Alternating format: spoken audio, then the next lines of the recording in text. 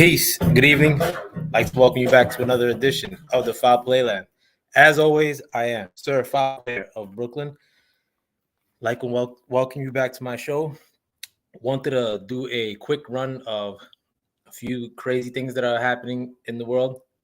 And if you guys know me, or if you guys have even been here once, I love to talk about the weird things that are happening in the world. The world is getting weirder and weirder. And today set the trend in that direction as far as weird days, and I'll get to that in a second. I hope you guys are doing magnificent. In terms of world news that I just learned about right before I popped up in here, I just read that Ecuador may have declared a martial law. I don't know if you guys heard that, but that's going to be crazy too, because that's in the Americas, and stuff's already popping off in the Americas as far as in Latin America and Argentina, considering invading Guyana.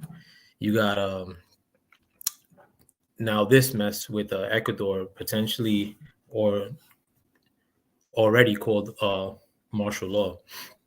So, I mean, head on a swivel to the people out there, and prayers up. Hope for the best in these circumstances, of course. But I wanted to talk about an incident that happened today. Not going to say it's not getting any media coverage, because it is getting media coverage, at least here in the New York area where I live. And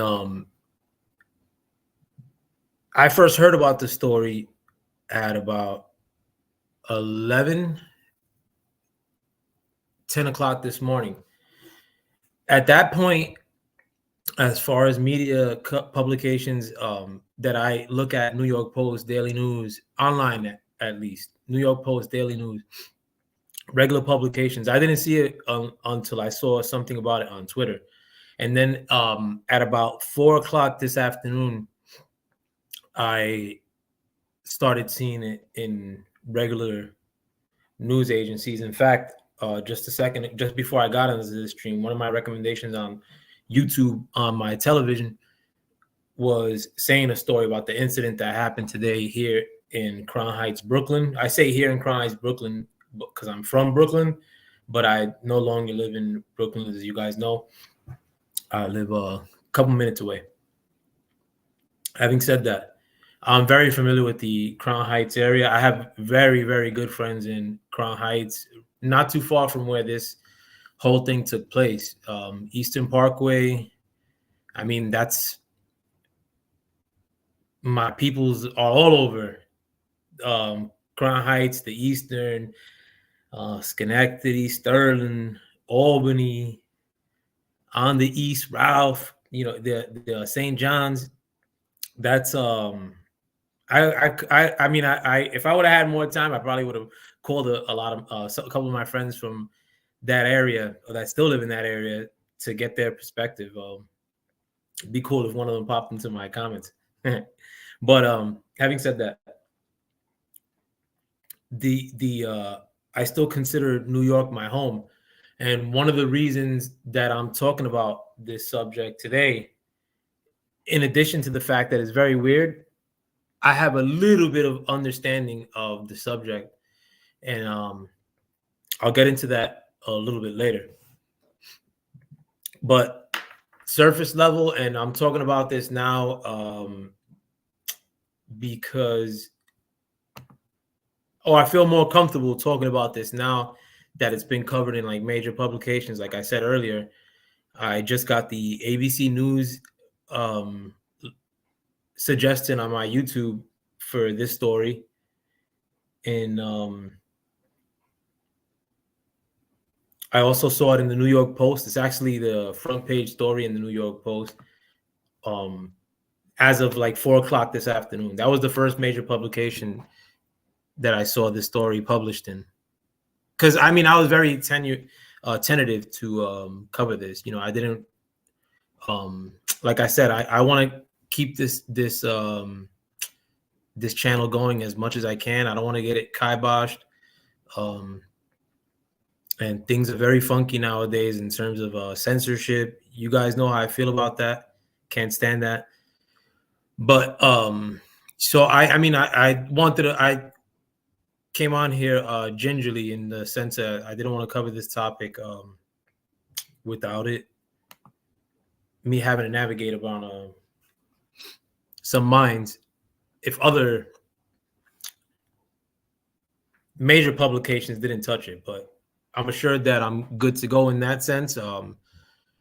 But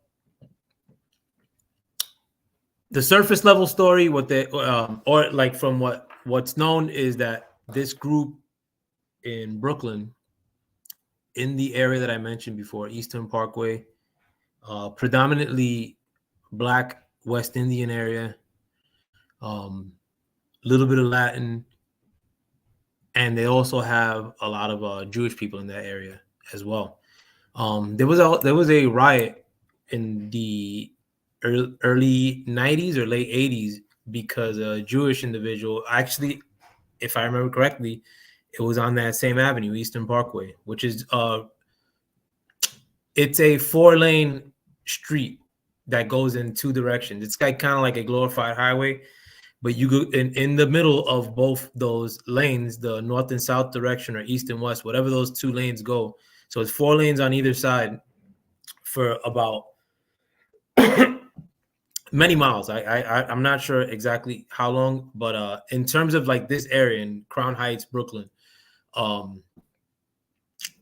it's a street that has 4 lanes going one direction with vehicles, then a little bit of a walking thoroughfare that allows you to cross to the other side of the street when you have the red light, basically. And there's grass within those thoroughfares. So it's basically you're crossing. If you were to cross a red light on this avenue, Eastern Parkway, you'd catch the light, walk across the street onto a little bit of a path that runs along this whole thoroughfare. This whole avenue has this little patch of grass, let's say, that's enclosed with a small seating area, a small walkway, and just enough space for you to cross the street and or sit down on that little pathway.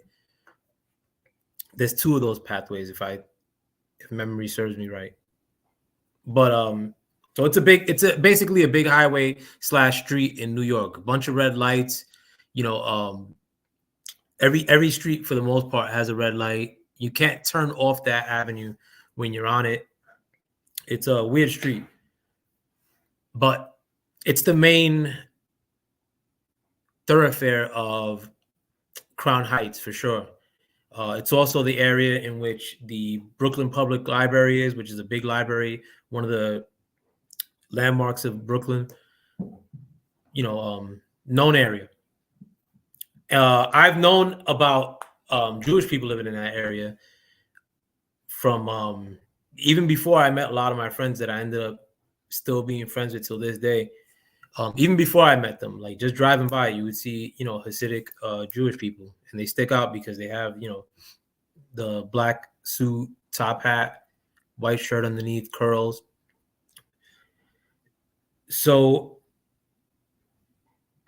but I didn't know that they belonged to this particular sect. And not everybody in that area belongs to that particular sect. Not everything, anything of what I'm saying relates to all people of any race. Like this is what it looks like a small sect of people, although from what I've read later on in life, that they do wield a lot of power. And from what I've seen from living in New York, I'm from an area called Sunset Park. Right next to us is the second or first biggest Jewish neighborhood in all of New York, which is Borough Park. And you would see posters of the leader of that synagogue in which this incident happened today. So if you guys don't know, real quick, a synagogue on this main thoroughfare in Brooklyn on Eastern Avenue, had a riot within it. From the videos I'm going to show you guys soon, there was, from what I think happened, knowing past stories in relation to like some of these sects of different Jews in Brooklyn that would fight with each other. They'd had physical confrontations with each other. They actually hired a friend of mine, a big guy, in one incident, black dude too, to go and fight in another like church, like a synagogue.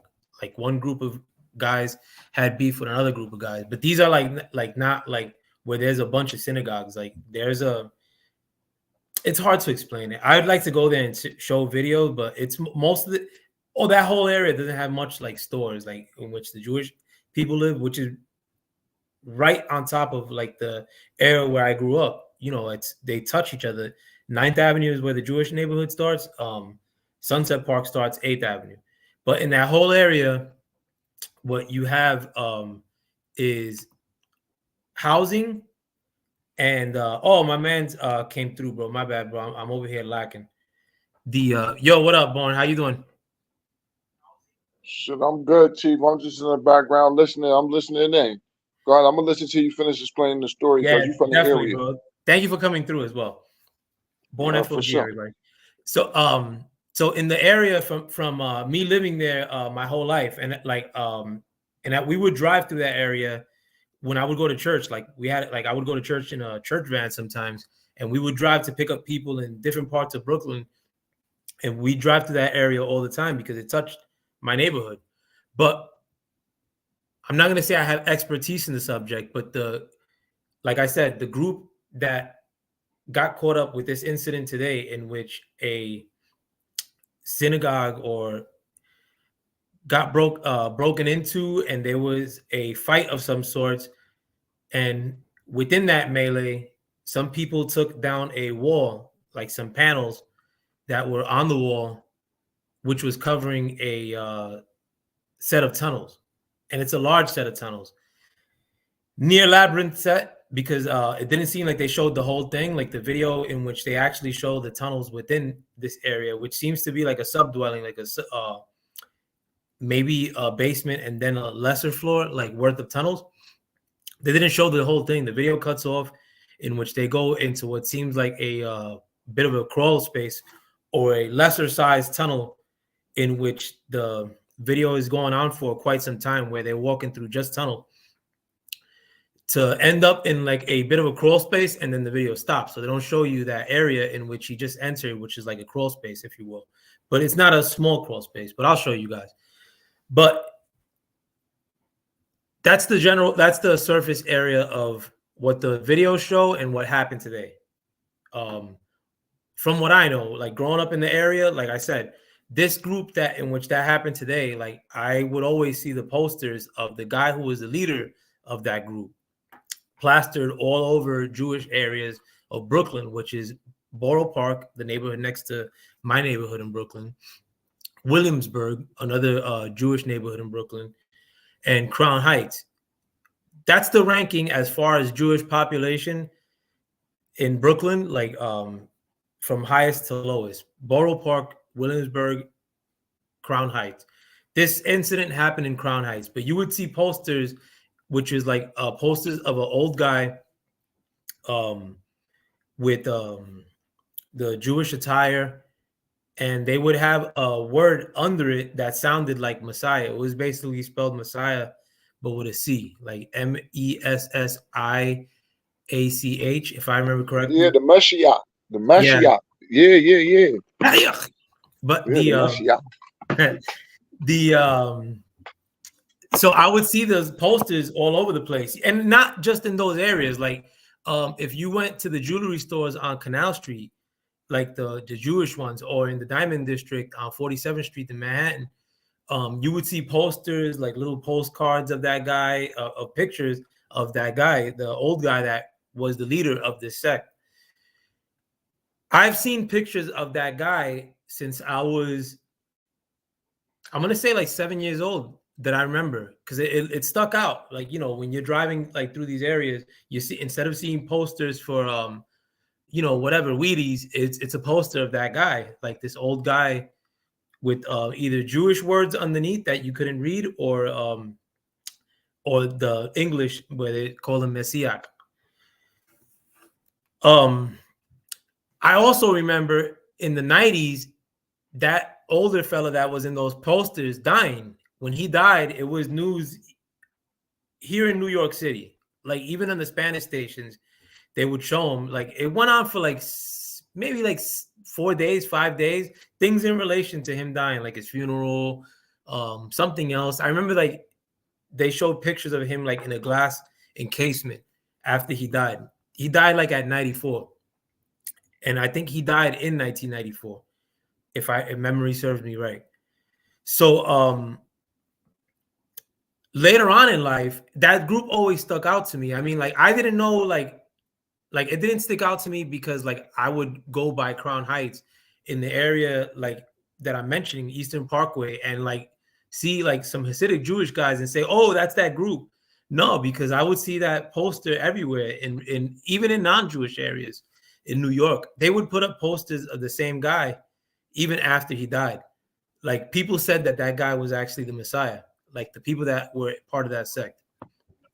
So after he died, even till this day, you still see pictures of the guy in jewelry stores. Listen, I'm in New Haven. A part of the show, I just wanted to add on. I'm in New Haven, and I know this leader because they here in New Haven, the part of their sect is here, and they say he the Messiah here. Like, that's what they. This is something that they really push that he the Messiah, because even now they still utilizing him. Do you recall when the first time you saw that? It was probably like 80s, right? 80s, late early 90s. When you first ever saw that? The picture of that guy? Yeah. The picture of the that's how it's the Messiah. I can't even remember. I'm trying to remember his name, but he was the rabbi from Brooklyn, and like you said, he passed away, but they still praise him as they praised him as the Messiah. He was But you saw those pictures like when we were kids, though, right? Like in the 90s. Like I'm in New Haven. I might have seen it and didn't know who I was seeing, but I'm saying like right now, like maybe I ain't gonna say now, maybe 10 years ago, maybe like a decade ago, I've seen that same Jewish sect steadily pushing that same situation, pushing the Messiah. Yeah, and it's that same old guy. Pushing the same, pushing them, and they've been pushing them for a minute. You know, they was like I sat there and made them. They just like told me the story. Like I said, it was over a decade ago, and I had the young Jewish cats out there. You know, it's on a Friday, so you know they out proselytizing and shit like that on a Friday. So those Jewish guys would prophesize? No, they on Friday in New Haven, on Friday the Jews, from Friday to Saturday they not driving. So on Fridays they walk through the downtown area, and and during that time they passing out shit. They trying to find other people who Jews also who not practicing. You feel me? Makes sense. Yeah, because and the dudes like from the jewelry stores like in New York, or the regular they're not like with the black suits and the hats and shit. They look like regular cats, but they have shit of him like the Messiah. So it's not like these are these like offshoot, mad religious dudes that are headquartered at this place, because this is their headquarters. This is like the spot's headquarters. Like, this is their main spot, which is here in Eastern Parkway in New York. You know what I'm saying? Like, so some people may try to explain this away later, like, these are like straight up like Hasidic only, maybe, like, but I've seen it more like in non-Hasidic spots, or like not just as much, like in jewelry, in like businesses. My friend actually worked in one where they had that guy, and the guy who he worked for was like a big time sinner. Like, he wasn't religious type, and like he didn't dress like that at all. He lived the regular life of a rich guy, but he still, looked up to this dude.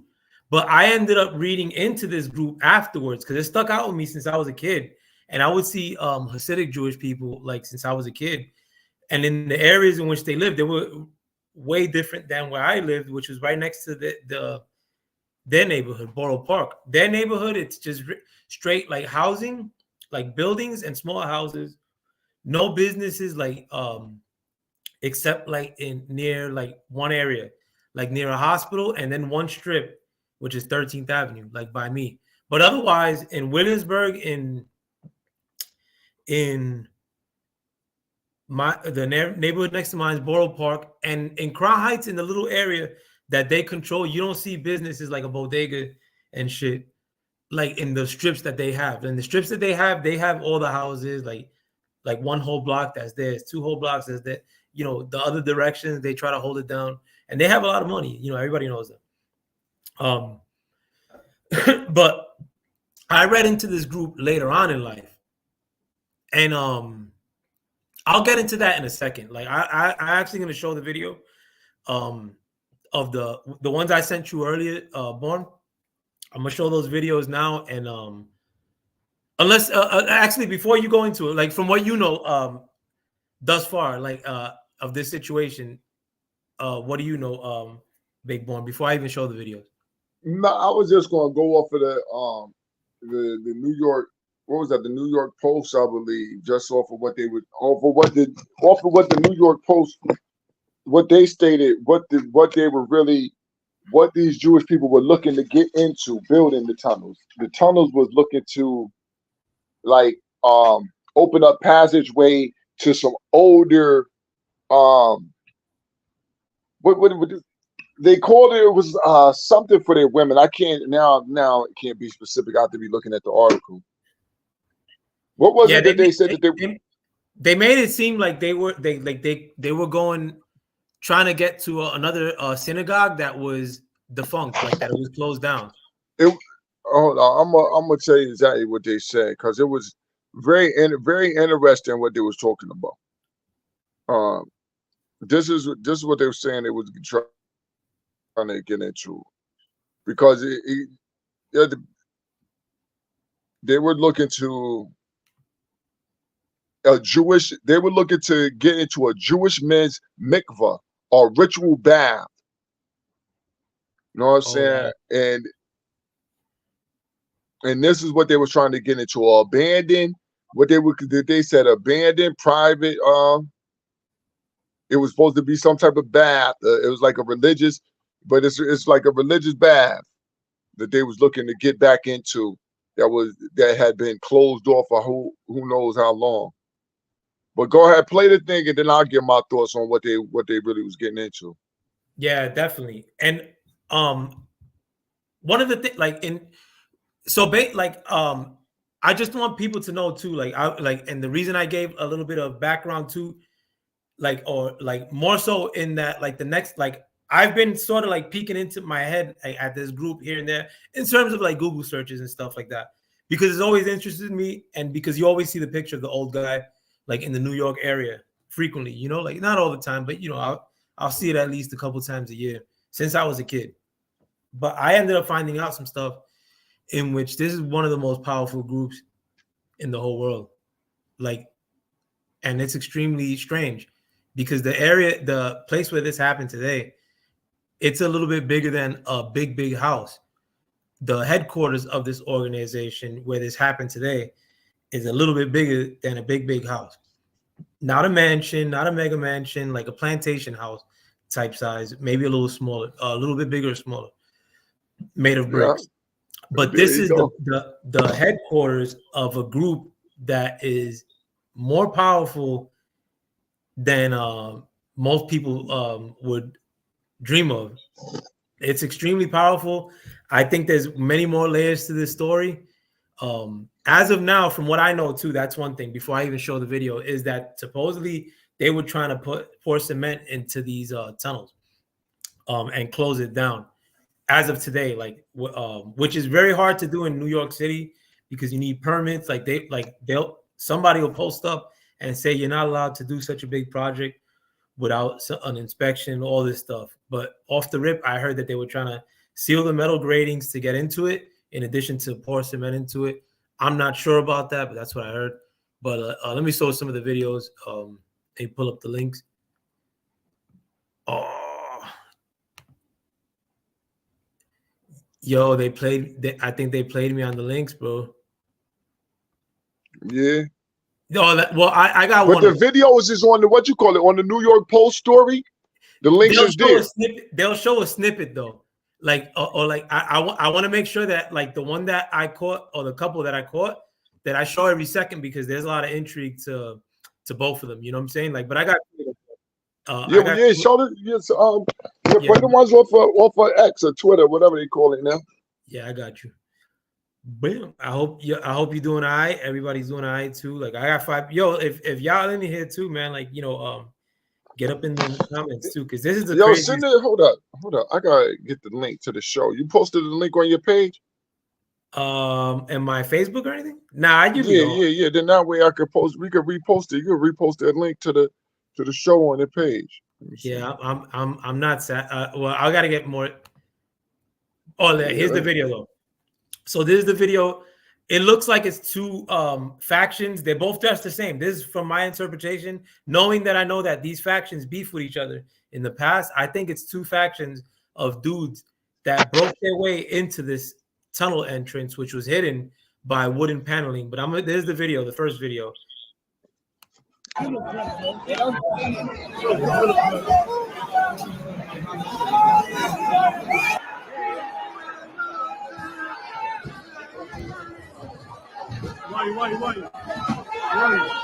Why, Shiva?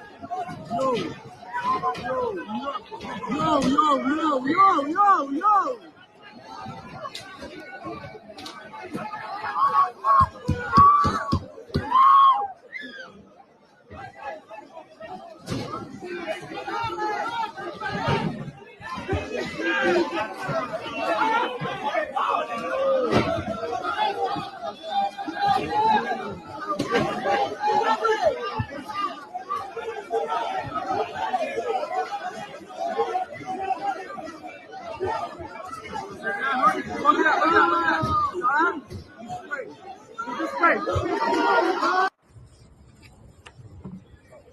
So this is the outside of that same building, leading out from what it could assume could be the sublevel of this building or one of those tunnels.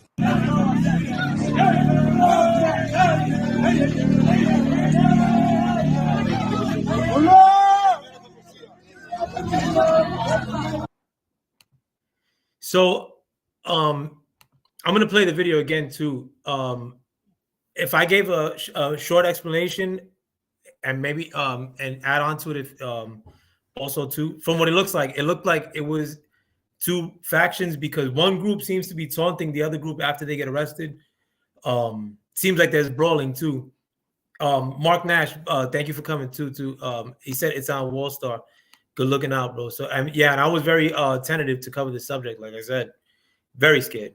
But thankfully they're showing it on regular spots. But anything you like to add to that, Big Bone? I'm gonna show it again though too. Not you can show it again, but that's why I'm just looking, just paying attention. Like I said, I watched it a couple times. The interesting part was that last piece right before they showed them getting walked out, is that there are outside tunnels, there were outside escapes for the people if they ever got caught up in there, because that was an outside escape. He got up and escaped right past the police car. Wasn't no police out there to stop him. They really from that's also too, like from what I know, like as far as they go, especially like in their hoods in New York, like they don't really get arrested like that. Like if somebody like cops try to grab them, historically from what I've seen, like if there's a lot of them there, they'll stop the cops. Like the cops don't like really bother, and they got like their own cops too. It's like weird. Jews always police themselves when they got a community. So normally, if it's a crime committed with inside the Jewish community, they don't call the police; they call their own Jewish police and find out who did it. And especially if you in the community, and they handle that shit in house. Yeah, they have their Jewish court too. Yeah, they handle that shit all in house. Let me Once show you the video. finish the video, we'll get into all that. We'll get into all that. Or at least I'll Yeah, start getting let me into show it. this one one more time.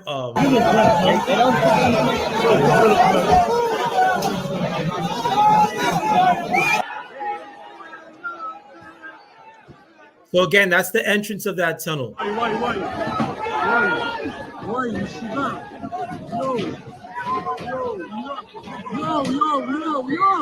Yo.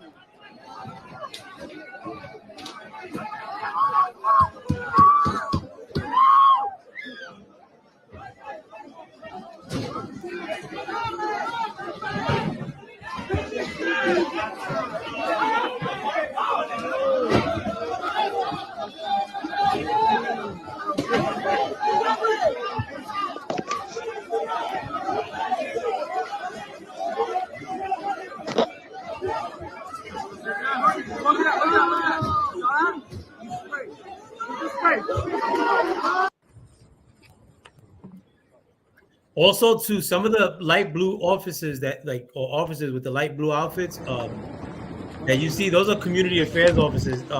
They're usually more like working with people within the community. Like they're not really on patrol, like if you would like so to say. But let me show the next video too. The next video is the bugged out one though. I mean, but let me pull it up right now. Yeah, bro, we gotta make sure we start sharing you're sharing the motherfucking live, man. Anytime you come on, man, you gotta send a link to the live, the link to the YouTube channel.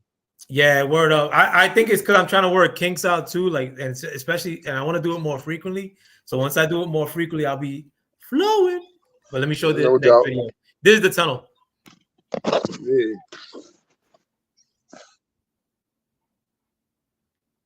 And there's some suspect stuff within this tunnel too. One, you could see a poster in one of the videos I saw earlier of that Messiah guy. So already you're at a sub level. There's a lot of clothes hanging around, high seat for babies.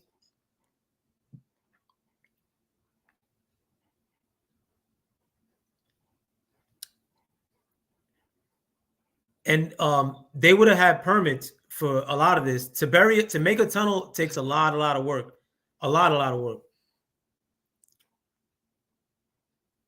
And particularly without people knowing. That misty shit that came out at the end too is kind of freaky.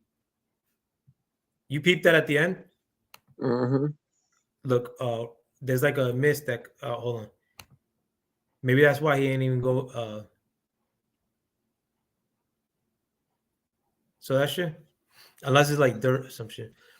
But so getting back to the nature at hand.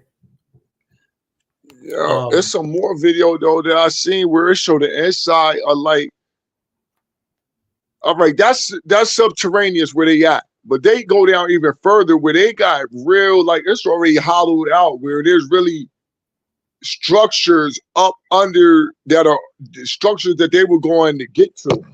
Like that's what they was really digging to. They were digging the structures that were already created. I would say probably, you know, early 1900s. You know what I'm saying? That were created up under these temples already, and that had been covered up and had been covered up for I guess several decades. And then, all right, this is how it looked to me. It's a recall. They getting back to their faith.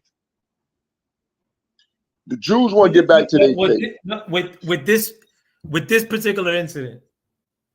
Yeah. Oh yeah. Also too, let me real quick. I want to show a picture of something they pulled out of the tunnel.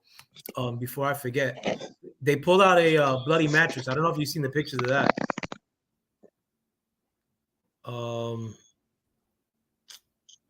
Okay, I got it.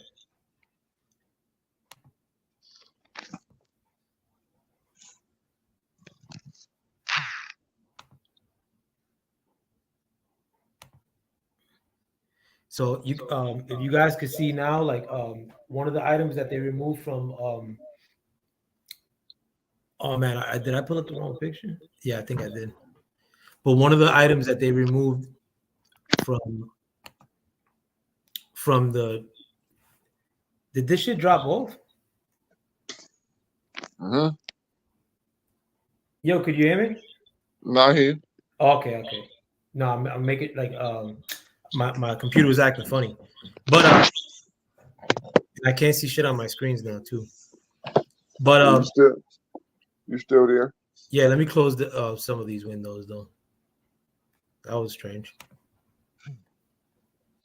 That did look like a bloody mattress, like somebody might took a head tap. Did the mattress show up on the screen? Yeah. Okay.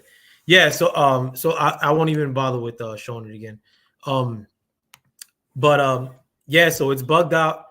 And before I let you go into like explaining what you were gonna get like say, this is what I something else that I know.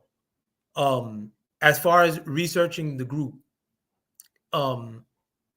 this group is OD, like they have people that were running for vice president that like were pledging allegiance to the group in front of them.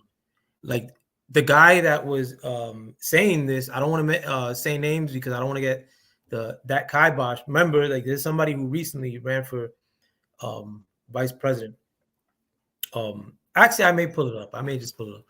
But he was saying that the group, that he was going to get in trouble for saying this in a speech. He said this, but that the group that was headquartered at this place where these tunnels were dug out today was stronger or as strong as the CIA as far as their power goes. And he went on to introduce his next panelist, who was the director of the CIA or ex-director of the CIA.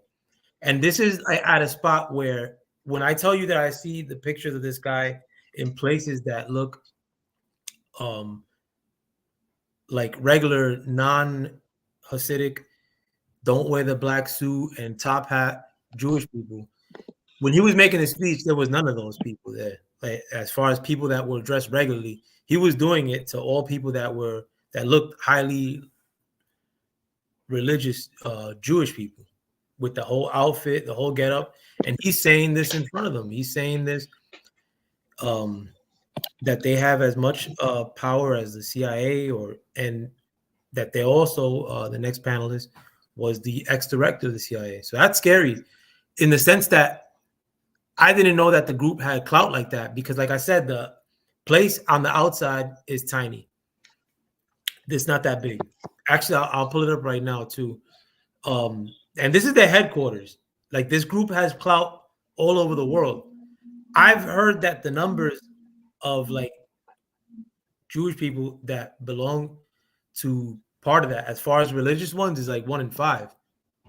That like that pay heed to this group.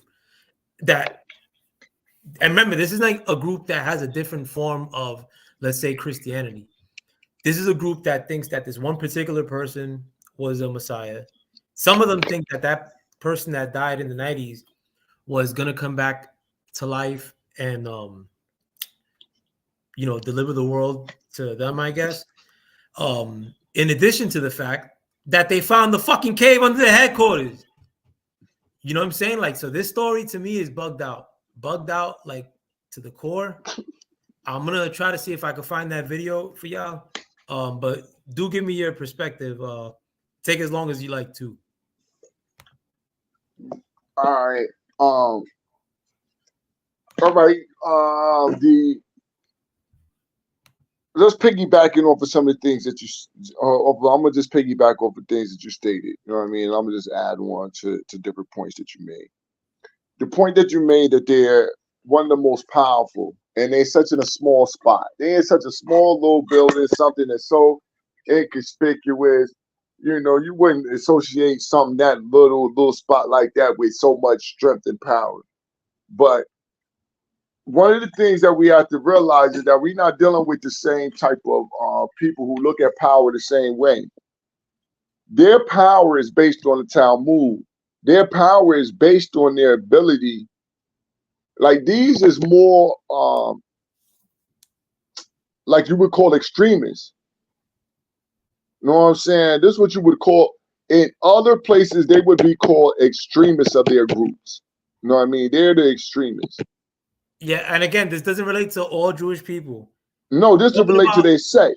This relate to that sect right there. Yeah, talking about the power of that sect, if it is what it is, I mean, like, you know, or anything in relation to that, doesn't mean that all Jewish people are getting up to similar things, to this kind of thing. Not one iota. But this happened today. No, we talking about this sect. This sect practices, they practice their Judaism and Talmudism. They practice it. See, it's one thing. See, this is the difference between what you call speculative masonry and operative masonry. They're not speculative Jews. They're operative Jews. So that means that they want to operate on the laws and balances that are stated in their dogma. So they're not putting up with any of the things that some of these more lay-like Jews are putting up with. We're not working with people that we're not working with the Goy, period. The Goy works for us. We're not like the Jews from Hollywood. We're not like the Jewish, we're not like, you know, unorthodox. We're not none of that. We strict.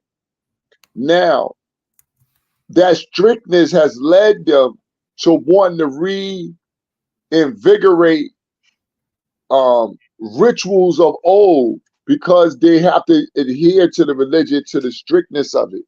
So they're looking to open up the old religious ritual, the old ritualistic bathhouses. The newspaper places it in a certain type of sense that these are men's bathhouses. We understand ritualistic people and what they do in ritualism, especially if you understand Talmudic ritualism. So if you understand that, there's nothing, you know, because we're on YouTube, that's as far as I'm going to really expound on that. But you should go look up Talmudic ritual and things of that nature, and so that you get a better understanding of how their rituals coincide with rituals that we would call like the Mayan type rituals. You understand? Where people might be unaliving people and things of that nature. So when I see this right here, and I see that I read the paper, and as you stated, there was a like a fight between the more orthodox, the more extremists, and the regular orthodox, where the more extremists were saying, listen, the Goy has no right to tell us what we can and can't do on our stuff, in our way. So since they don't have no right, we opening back up all our ritualistic places. We want this back for us. We no longer want to stand down. We no longer want to play by your rules or these secular rules. We no longer want to even look secular. We want to look like what we are and be what we are. So that's why they went about not asking New York City for any permits or anything like that. They're like, this is our building. We got a right to dig down in the ground. We have ritualistic spots already established there. So who is to tell us that we don't still have ownership or control? And because we're in this new age now, you just can't be digging up under fucking structures. This ain't the same type of time. You could collapse somebody's house. That's the real reason why they really get shut down, is because people, it was stated in the article, two different things was happening. You had the sect within itself fighting each other over whether or not they could make a hole in the wall, period. And then you had the residents of Brooklyn who were hearing the tunneling being done up under their homes. They could hear it. So they called the police, and once the police was made aware of it, that's where the situation really went, because they were fighting a fight in the courthouse on who owned the building. This is where they were fighting the fight at, on who owned the building, because like I said, the extremists are saying this is a new day, man, and it's time to go back to the days and ways of old. So that's how I see it. We've seen the bloody mattress come up out of there. When you look at the videos, you see several things that look out of place. Like you said, the children look like children's items way down inside these places. But the number one thing is that do not allow for the media to shape what type of ritualistic places they were looking for up under that ground. And with that, and just, you know. No, and well, this is one thing that I think too, though. One, the tunneling system, like they don't show. I gotta see the whole, like how far they got, but from what I saw, it didn't go. I mean, it was pretty big, and you could tell that there was still other areas that I didn't see within that footage. But to dig that stuff out without a permit, which would mean like shoveling by hand for the most part, and dragging barrels out. I showed a little bit of pictures of the area. It's hard to get permits for that stuff in general, but it's hard to undertake an operation like that without nobody noticing. It's really hard. But for a group, like I said, this group has more clout comparable to the CIA, according to this person that was running for vice president. Yeah, partner said, yo, Joe, listen, you gotta imagine, right? All right. Most of the people who live right around that synagogue already probably down with the team. You feel me? In that immediate area, yeah. So for a while, they've been over a year digging. So for a while, they didn't really have to worry about nobody saying anything. They had nobody who would tell. You feel me? They had nobody who would really say, hey, listen, they already pretty much know what's going on. We're not telling. We ain't got nothing to tell. And if we do hear something, we're going to go over there and say, hey, what's going on? And boom, boom, boom. Yeah, they say whatever they're going to say. It is over. No, but online, Joe, there's more pictures that show what they were really going after. What the quote unquote, the ritualistic bathhouses that they were looking for had been reached. Right. They had reached those ritualistic places that were up underground. They reached them.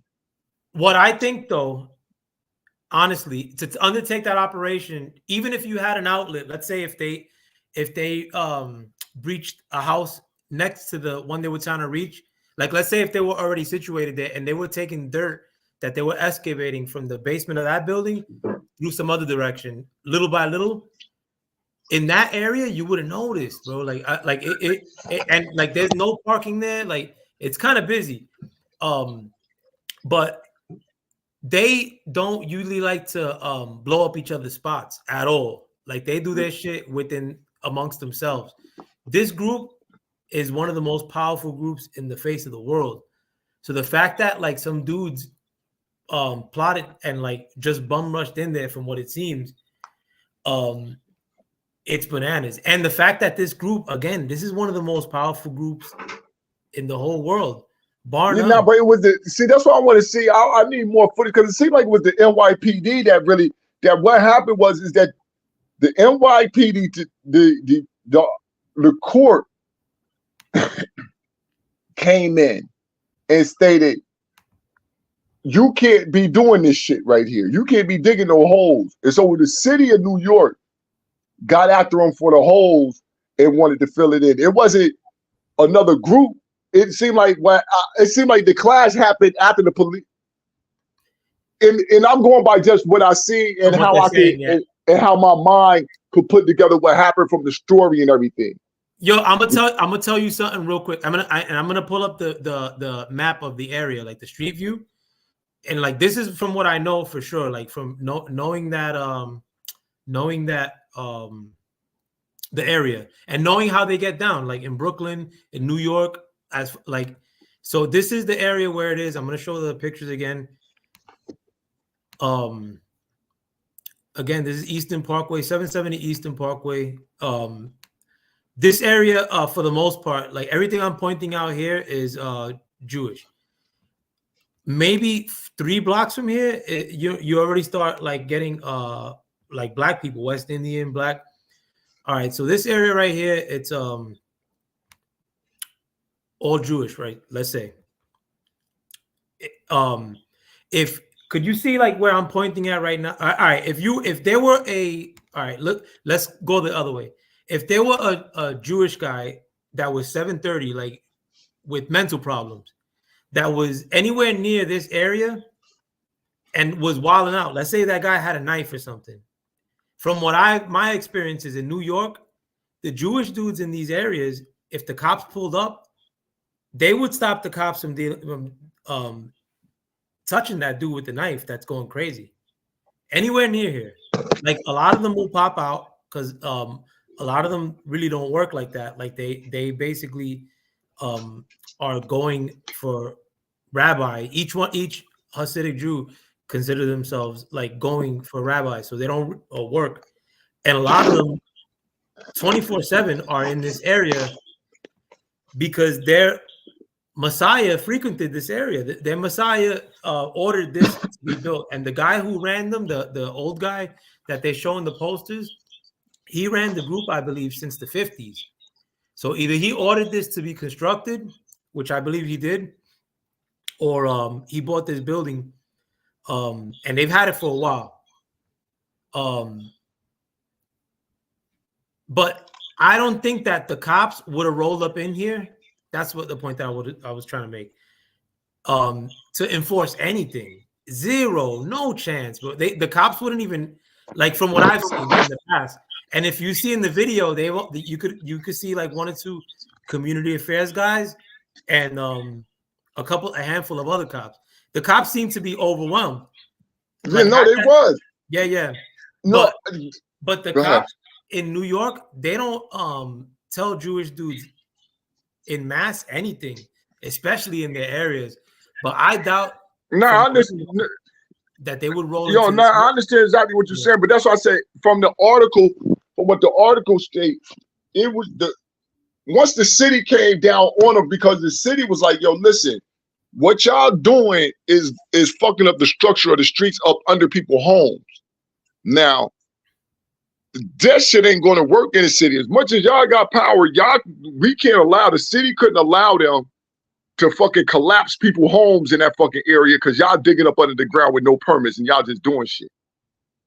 That's not going to work in the city. And so I think that's where it came down to. And plus, like I said, they were in there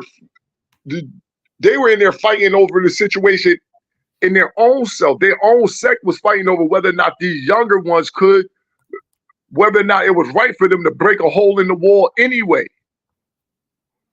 So they was fighting over who had real ownership over the building. And I think that's how the city was able to come in. Because once you see the crack in the power, that's the crack in the power if they fighting each other. You can go in. If you got a powerful enemy and the enemy start fighting amongst each other, it don't matter how small you is. If you small, you still can get in there and do your motherfucking thing because you got them fighting each other. So who you think was beefing with them? No, they beefing with themselves. That's what, from the newspaper article, it seemed like they beefing with themselves over, you got this, all right, whatever was up under the ground, check this out. This start from up under the ground.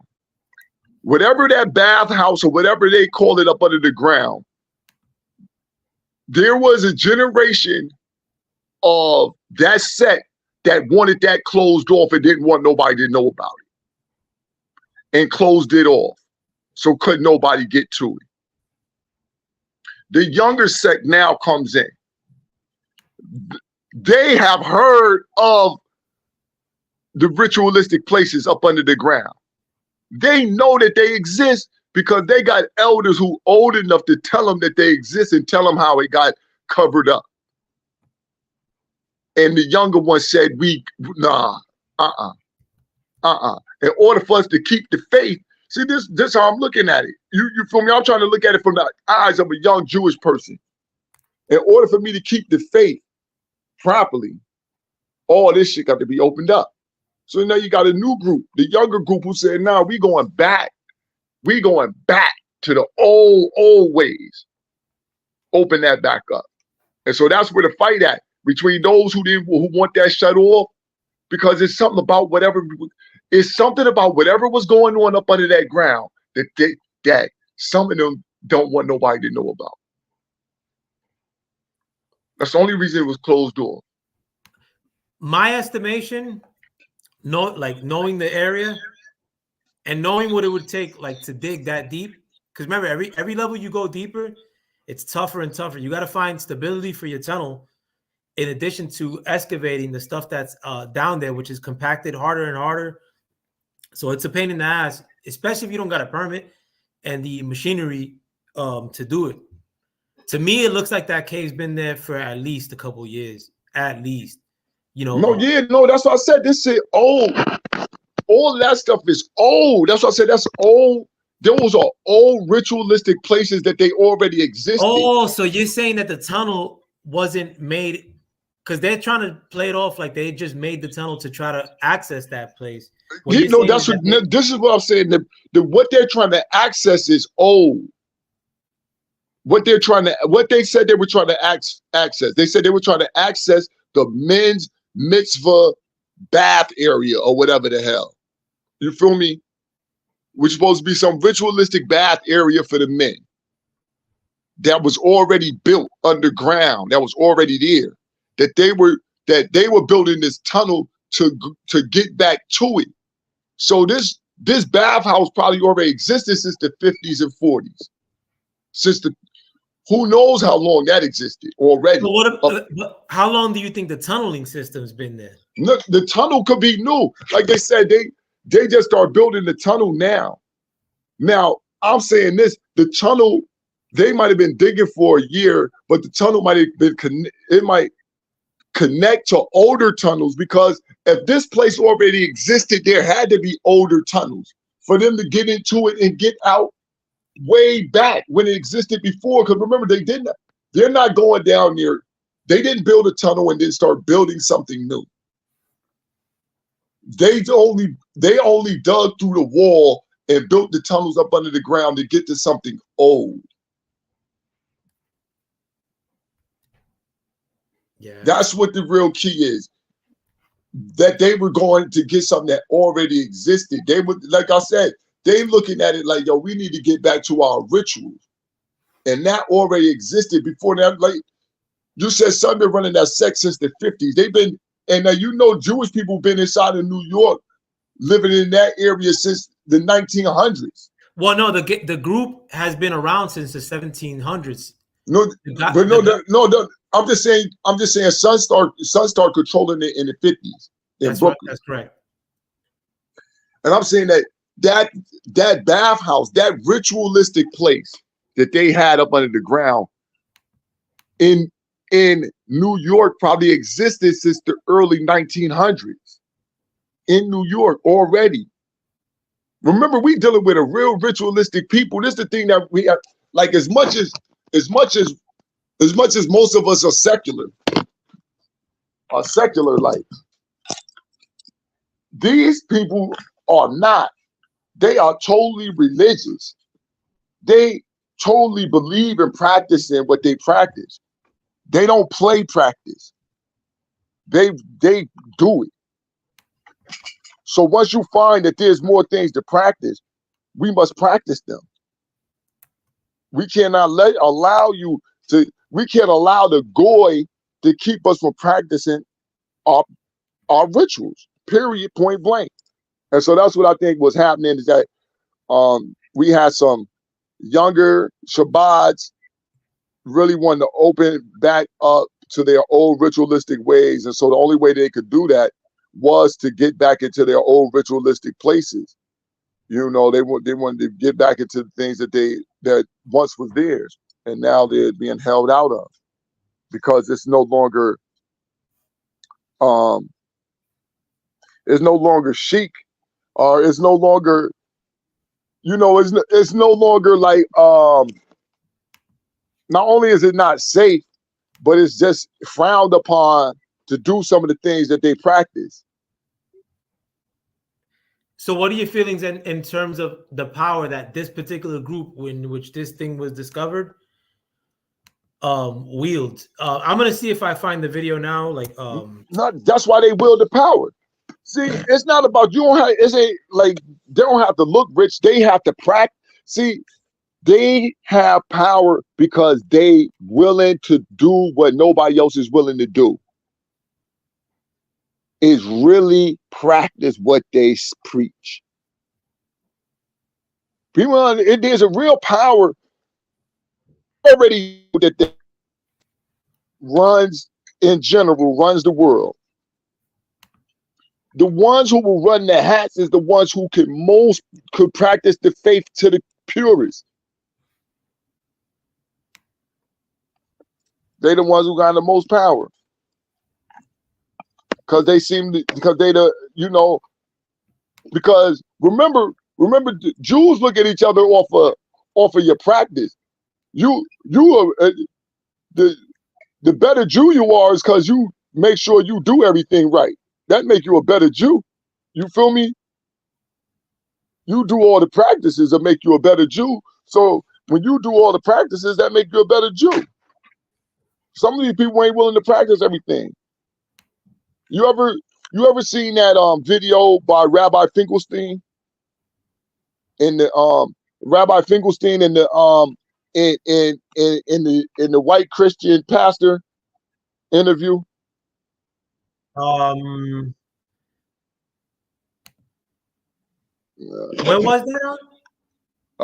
Man, it's an old video. It's an old. I'm at the. I think so. Like some people were saying that it wasn't real. Mm-hmm. I think so. Yeah. I know you're talking about. I do know you're talking about. Yo, I found the video though. And the senator who, if you got like that's saying this guy that I'm gonna pull the video of. I'll just explain it real quick. Is Joseph Lieberman. He ran as the vice president to. I know it was in 2000. He from right here in New Haven. Oh, he is? Yeah, Joseph Lieberman from New Haven, right? Man. Yeah. Connecticut. Yeah, I forgot about that. Yeah, he's from fucking New Haven. His mother dead now, but she lived right over there by Yale Bowl, man.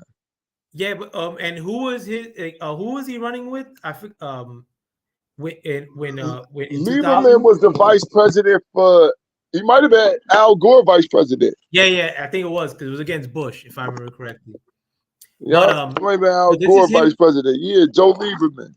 So this is him talking regarding the group that this tunnel was discovered underneath their headquarters in Brooklyn today. Again, this gentleman was a senator, if I remember correctly, Joe Lieberman. Yeah. And he ran for vice president, but we'll pull it up right now.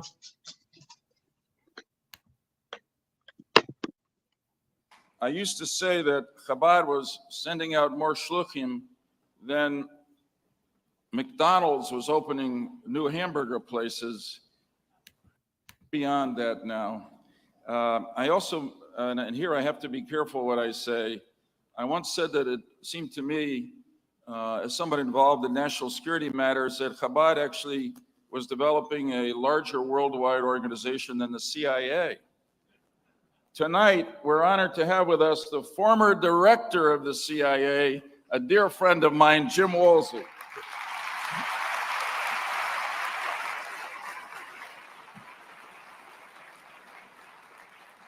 So thank you, Rabbi Kotlarski, for everything you've done in the name and with the inspiration of the Rebbe to spread the word of and light of Chabad throughout the world. I thank the leaders of Agudas Hasidic Chabad. So again, this that he's alluding to, I mean, his comparison is to the CIA, which I mean has the history of having an undertone of subversion or getting down to things that are unsavory.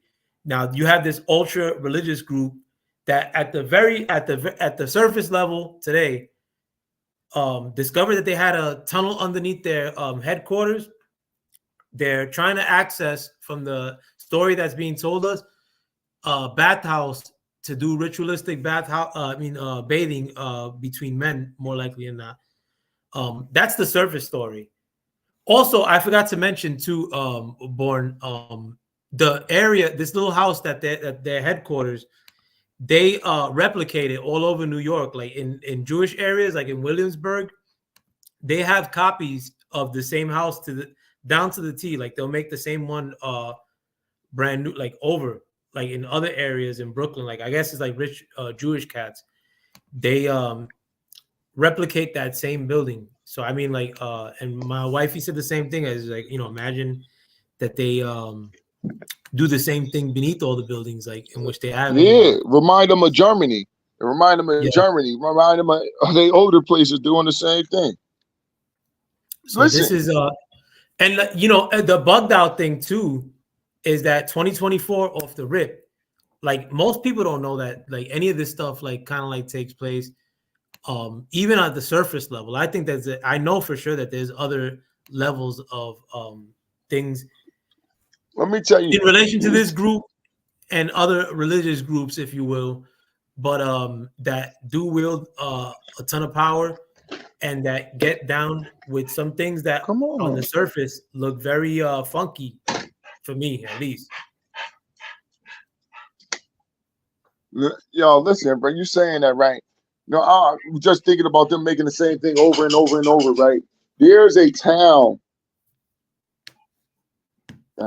Venezuela. Venezuela, that's where the Nazis was at, right? Argentina. Yeah, Venezuela. There's a town in Venezuela right now where the town full of white people speaking German with the same buildings that's in Germany there. They eat the same food, you know what I'm saying, that they do in Germany. It's because certain people, they're going to take their rituals, they're going to take their ways everywhere they go, no matter what. This is what I want. This is the bigger picture that I'm really trying to get to. That remember the people that we dealing with. These people take their rituals and ways everywhere they go. This is why they stick to once they got their little thing together. This is why they stick to the long beards, the small hats, and the fringes. They stick to it. You know what I'm saying? The little locks on the side, small hats, big hats, beards, fringes, black suits, white shirts, black shoes. They stick to a certain kind of way, and they practice it because this is what get them to what they feel like they want to get to, and they serious about it. No matter how much you see. And one of the things that living in America and living around the culture that we have is the uncharacteristic goofiness and play and always comical and entertaining type of nature that's built into the society here.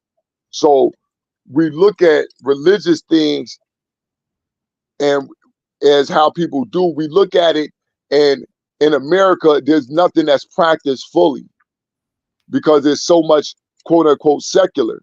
So we've never really think that somebody else would really be practicing how the books say or how their dogma says. We really don't believe that. Let me ask you something. How is it that like a group like this, by putting their religion to practice, wields so much power? You think that's just you think that there's a outside driving force to it, in the sense that like by them taking their religious seriously, that their God hooks them up? Or you think that it's that's just that their accumulation of power is just a secondary notion? I mean, a secondary offshoot of the fact that who's going to wield more power but the man who stick to his word, who line is his line, and that's it. He don't break his line. Not the man, the men. No, I'm just saying. No, I understand. But No, I'm saying it in the the sense that man, they were. when I say man, when I say man in this context right now, the man really mean for the mind, because men follow minds. Men follow the greatest minds, and they know that mind that's greater is that's what you gotta succumb to, because men not illogical. Like if we're in a situation and somebody know more than us, we more willing to listen to them than to try to go on our own way. Like why do that? If they know more, it's logical to listen to the person who know more, put us in the right situation first. You feel me? And so one thing that is a standard, see, we gotta remember this is cultural. When you got a culture that don't bend, don't break, and they practice and they follow through everything all the time, then it's easier for them to make other people make other cultures succumb to their culture, because you can always see the fault in your culture that's weaker. So the men gonna succumb to it. And like they done had thousands of years, or they done had, all right, let me see, I ain't gonna say thousands of years, let me see. About a 700-year run, 800-year run on building that fortitude. You feel me? Building that attitude of that we'll do any and everything to make sure that we win. And all our standards is lined up right here in our book. And we're going to practice it all the way through. Not nothing we're going to deviate from. Y'all going to deviate because you can't, because you ain't even got the heart to do everything your God tell you to do. And I'm going to let you close up the subject. But the point, one observation that I've made, not observation, but one of the things that I've peeped within all this, as far as 2024 goes, I predict that it's going to be a year of revelation, in a sense, and not revelation as the Bible, or you can say revelation as the Bible, but where things are going to be revealed to us, like in the sense that, like what we've talked about in the past, like these congressional investigations that are like were happening, and now we know the byproduct of it. Some are still coming down the pipe. You also have Katt Williams, which is my next subject, blowing up the spot on the entertainment industry. Now, this group that probably wanted to keep their stuff on the hush, that has clout to the point where you have a person who was running for vice president in 2000, pledging allegiance to this group and saying that they have more clout or just as much clout as the CIA. We now see in the beginning of 2024 a little bit of an underlayer of how like this like subgroup and this particular group, because not all Jewish people are Hasidic, so that's the subgroup, but this particular group, the Chabad, whatever they're called, gets down. In addition to, they have this mysterious tunnel beneath their headquarters, their world headquarters, the headquarters in which, again, the person that they thought is God resided in, the person that they thought is God, or that they still think, some of them still think maybe coming back as God resided in. The person that they thought was God told them, you know, this goes here, that goes there. And if you looked at the inside too, Born, which was kind of funky, like that shit was like wood paneling, like shitty looking too. I mean, like, it's not like a build, like on the outside, it's a decent looking building. The inside looks regular, like, it don't look like they got nothing. Yeah. Don't look like they got nothing. See, listen, that's where they power lying, because they don't see, all right. They power lie in the fact that they don't even care about that type of power that you're looking for. You know how, now listen, right? A group that is on par with the CIA, you know how much money they got to have in their coffers? Oh, and in addition to the fact that they've been around since the 1700s. Exactly. You know how much money they got to have in their coffers right now? So this is what makes them even more powerful. We don't give a fuck about that. Don't care about the money, man. We care about the goal. The goal is for us to control all of this because God said so. Y'all the goyim and we not. And we ain't came off of that ever, never, and we ain't never coming off of it. And they treat everybody like that continuously. So they got a respect line that other nations don't have because other nations done bowed, other nations done broken to. They ain't breaking, they ain't bowing, they ain't doing none of that. We just taking what we want to take, and we'll keep treating you like how we want to treat you. And we about to turn this back to the old way. That's the only way we can get the Messiah back. How else can they get the Messiah back but to get the ways back to old? So we need to open this bathhouse up. That's why I said, like, I'm thinking about this from a whole different point of view because I got to see it from where they see it from. So do you think that there's anything that compelled them to do it at this particular time? Real quick. Like time change. Go ahead. And this is kind of like to add a layer to my question. I believe that they thought that their Messiah was going to return in 6,000 years from the time of creation. So according to Jews, they believe that their timeline right now is at 6,000 years. Like, so a couple of thousand years, like 4,000 years before Christ, if you want to put it that way. But they think that they're around the time of the timeline of when their Messiah is going to return. So they had this one old guy that, again, they have pictures of all over and posters of all over Brooklyn saying that he's the Messiah while he was alive. He dies, he's still the Messiah, according to some of them. That's weird in itself. The tunnel shit, ultra weird. And then the fact that they wield so much power is just bugged out, bro. And the, like, go ahead. No, but and also too, if you could, what do you think about the fact in like 2024 that this may be a time in which things are going to be revealed to everybody?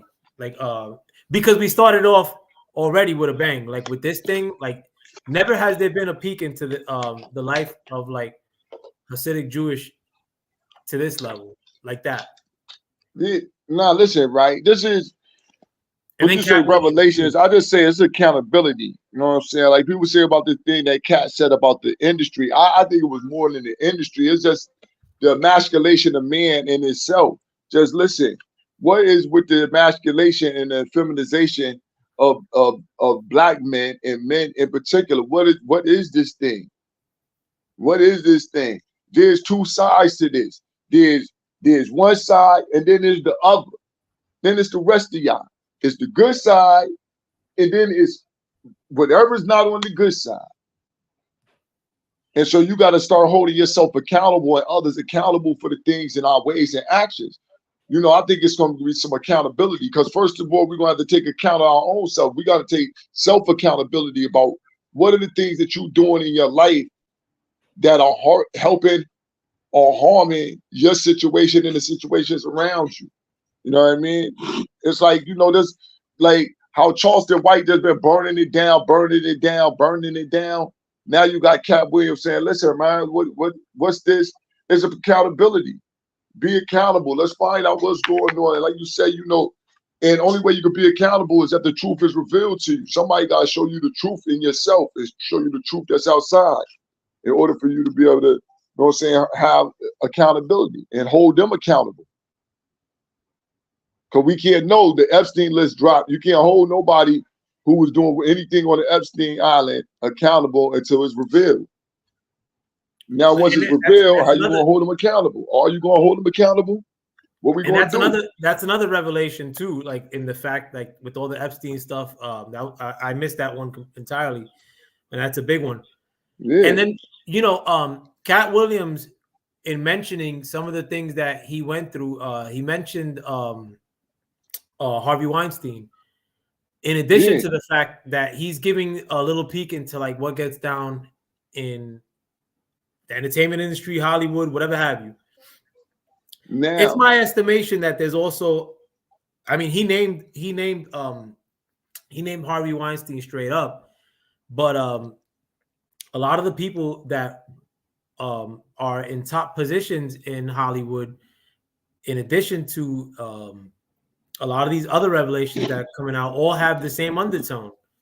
You know, and in addition to like a war potentially being fought in between Israel and Gaza, like that could bubble off at any time, like as another underlayer to this, like they want everybody to get in between that. I don't know what's going on there. You know what I'm saying? I'd say that I go by what the old man said. Listen, the real fight for the land ain't even started. You got two invaders in there. You got invaders fighting invaders. Yeah, the real fight for the land ain't even started yet. No, but I'm saying, like, the people that there's people that run Hollywood straight up. There's people that listen, right? Boom. You said it before I had to say it. All right, listen. Remember that, listen, there's a certain group of people that wear little hats and they go to their places on Saturday. And they wear little fringes on their legs, who have a particular control over mass media, particularly Hollywood actually created it. And they believe in that which we don't believe in. They believe in magic. As funny as it might seem, as crazy as it might think, they believe in magic. You don't have to believe in magic. I don't have to believe in magic, but that don't mean that somebody else won't practice on you what they believe. And that don't mean that it won't work necessarily too. Like exactly. That don't mean just because you don't believe it don't mean that shit won't work if they put it together right. Because a lot of the stuff that we deem as magic, when we looking at it from the outside, are actually certain sciences that people have an understanding of that you don't. So when they pull it off on you, your mind is tricked. It's quote unquote magic. You know what I'm saying?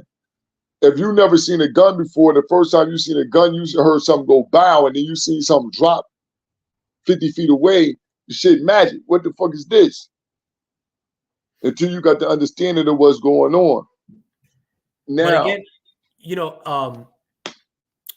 and we would like going back to my church days, like when we would drive the church van, let's say, and we had to go through those areas, like Borough Park. We had to go like to pick up like a few people from my church. Mandatory every time. So I'm a little kid, and everybody in that church bus, like the adults, would always talk about them glowingly, like sweating them, like, oh, like such holy people. But then you have this other layer of it, which it seems like they're getting down with magic. I mean, like, doesn't seem like it. They are like they're practicing for all intents and purposes magic.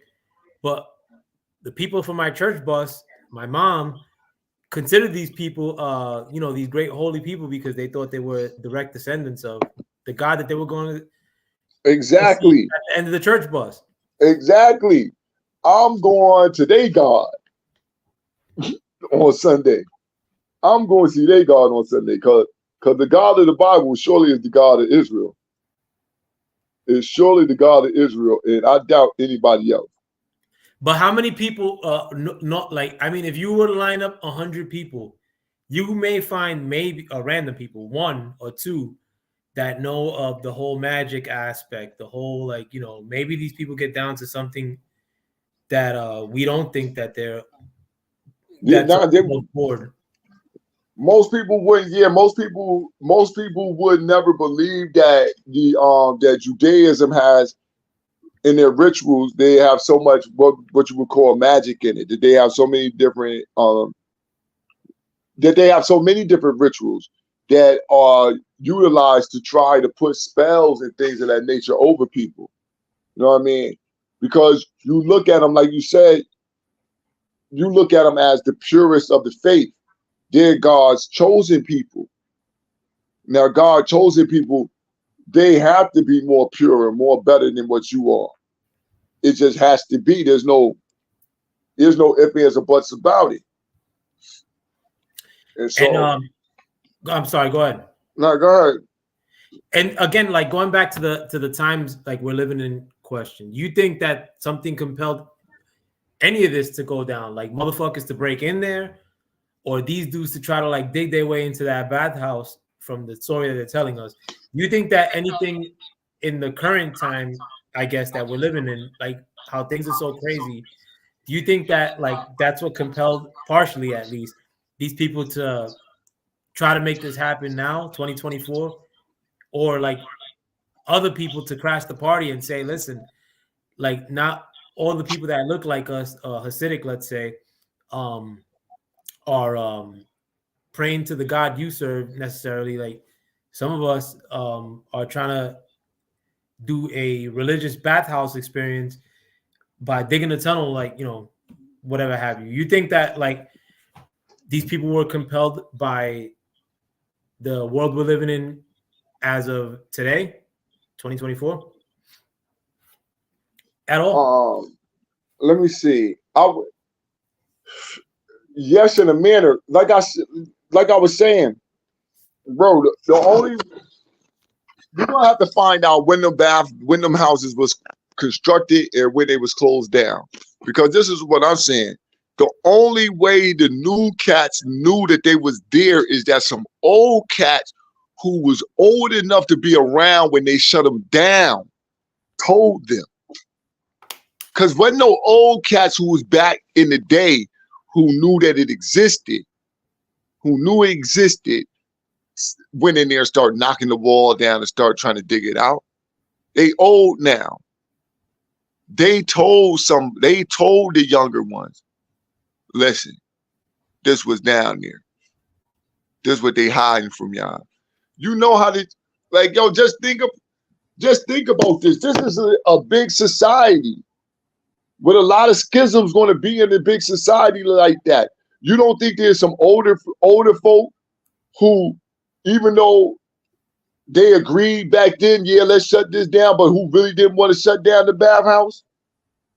Hells yeah, bro. So they just was waiting. And once they got a new group, a new younger group with better energy, that they could tell, listen, that they could tell them the truths that the elders, let me tell you the truths that the other elders hiding from y'all. What? Yeah, we got mitzvahs down there. We got them down there up under the ground. They just covered it up. What? Oh, if y'all dug a tunnel through there, go down through that wall right there, you're gonna find it. They knew where the shit was at, son. It wasn't like they was on no fucking it wasn't like they was on some lost and found treasure hunt. They just look at Indian everywhere. They went X marked the spot. Go here. So somebody who was around back when it was shut down, let them know.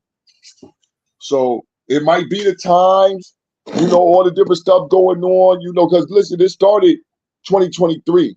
They say they've been digging the tunnels for over a year. So at least in 2023, 2020, maybe late 2022, November, December 2022, they was digging a hole. They get in there. So there's been over a year. So that's how I'm looking at it. I just have to see that that's the only way that it makes logical sense, because I can't see how people who never knew that it was there will all of a sudden get the bright idea, let's dig in this wall. This wall right here gonna lead us to this stuff. Nah. And it's highly dangerous too. Like you know, you really can't do that. Where you're just digging and you know and getting dirt out and it's all good. You know, it's falling into the hole that you're digging out.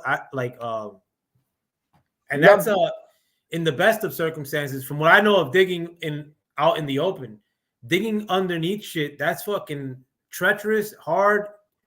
In addition to needing equipment, and again, too, one of the weirder things in all this is like that these dudes ain't messy like that. Jewish cats, like Hasidic Jewish cats in general, they're more on the low. So like the faction that exposed the fact that the cave was there, it kind of like gives me pause in the sense that I know for sure like their MO is not to put their business out there in general. And you know, they don't like to hold L's in mass in a sense. Or they don't like nobody's in their business like that. Yeah. But this also, it seemed like it was going to be only an internal fight.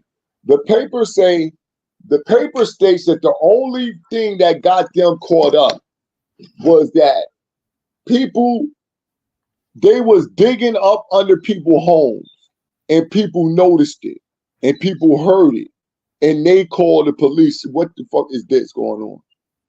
You feel me? If they hadn't dug up under other people's homes, it's a doubt that we had ever known until somebody's house collapsed. And it collapsed, and they said, damn, it collapsed in the tunnel. The Jews been building tunnels up under New York City forever. You feel me? That's how it seemed like that would have happened, because, you know, like, I like, they already seem like there's internal fighting about whether or not to open that hole up. You know what I'm saying? Whether or not to go down in there. That was the fight. But it came, and police found out. And the city of New York was like, yo, listen, y'all structurally damaging the city. The city already sinking in certain places. We can't have y'all just pulling earth from up under all these different buildings. All this, nah. This shit ain't done right. Nah. This ain't gonna work here. It's raining by you today too, right? Yeah, it's raining right now. Imagine like the fucking some shit collapses due to the excess rain like that, and like they find like fucking 10 more floors and shit. Exactly, son.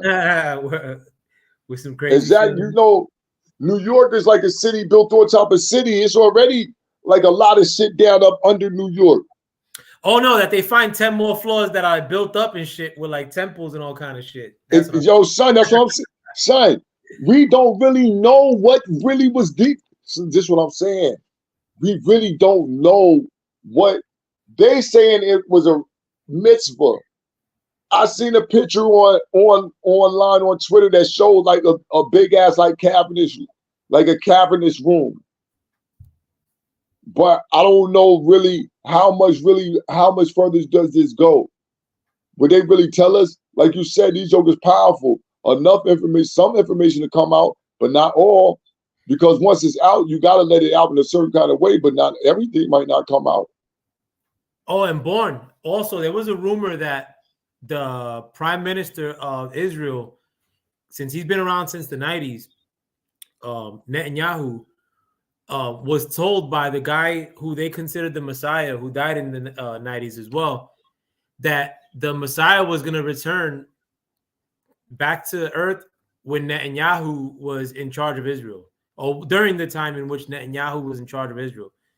I don't know if you remember, like he stepped down for a little, like very shortly, and then like I don't know what role he has currently, but you know, I know he runs this shit.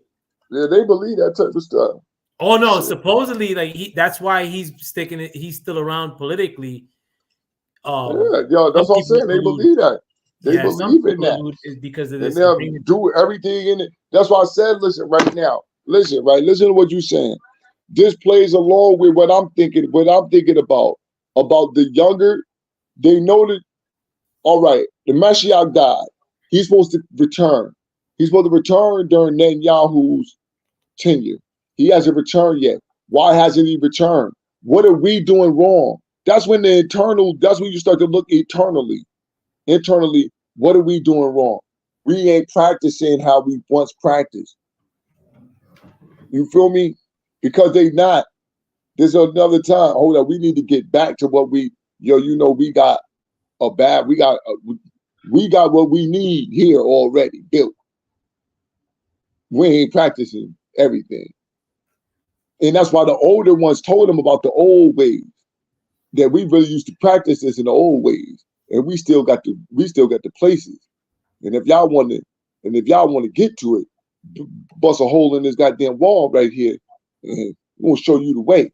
They hid it from y'all. They hid the truth.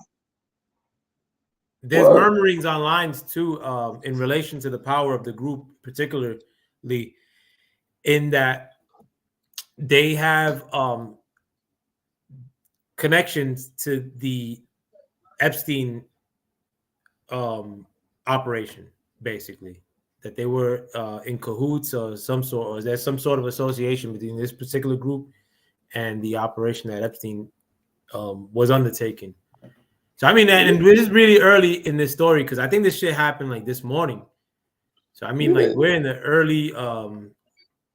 It'd be. I went down after after hearing what Joseph Lieberman said.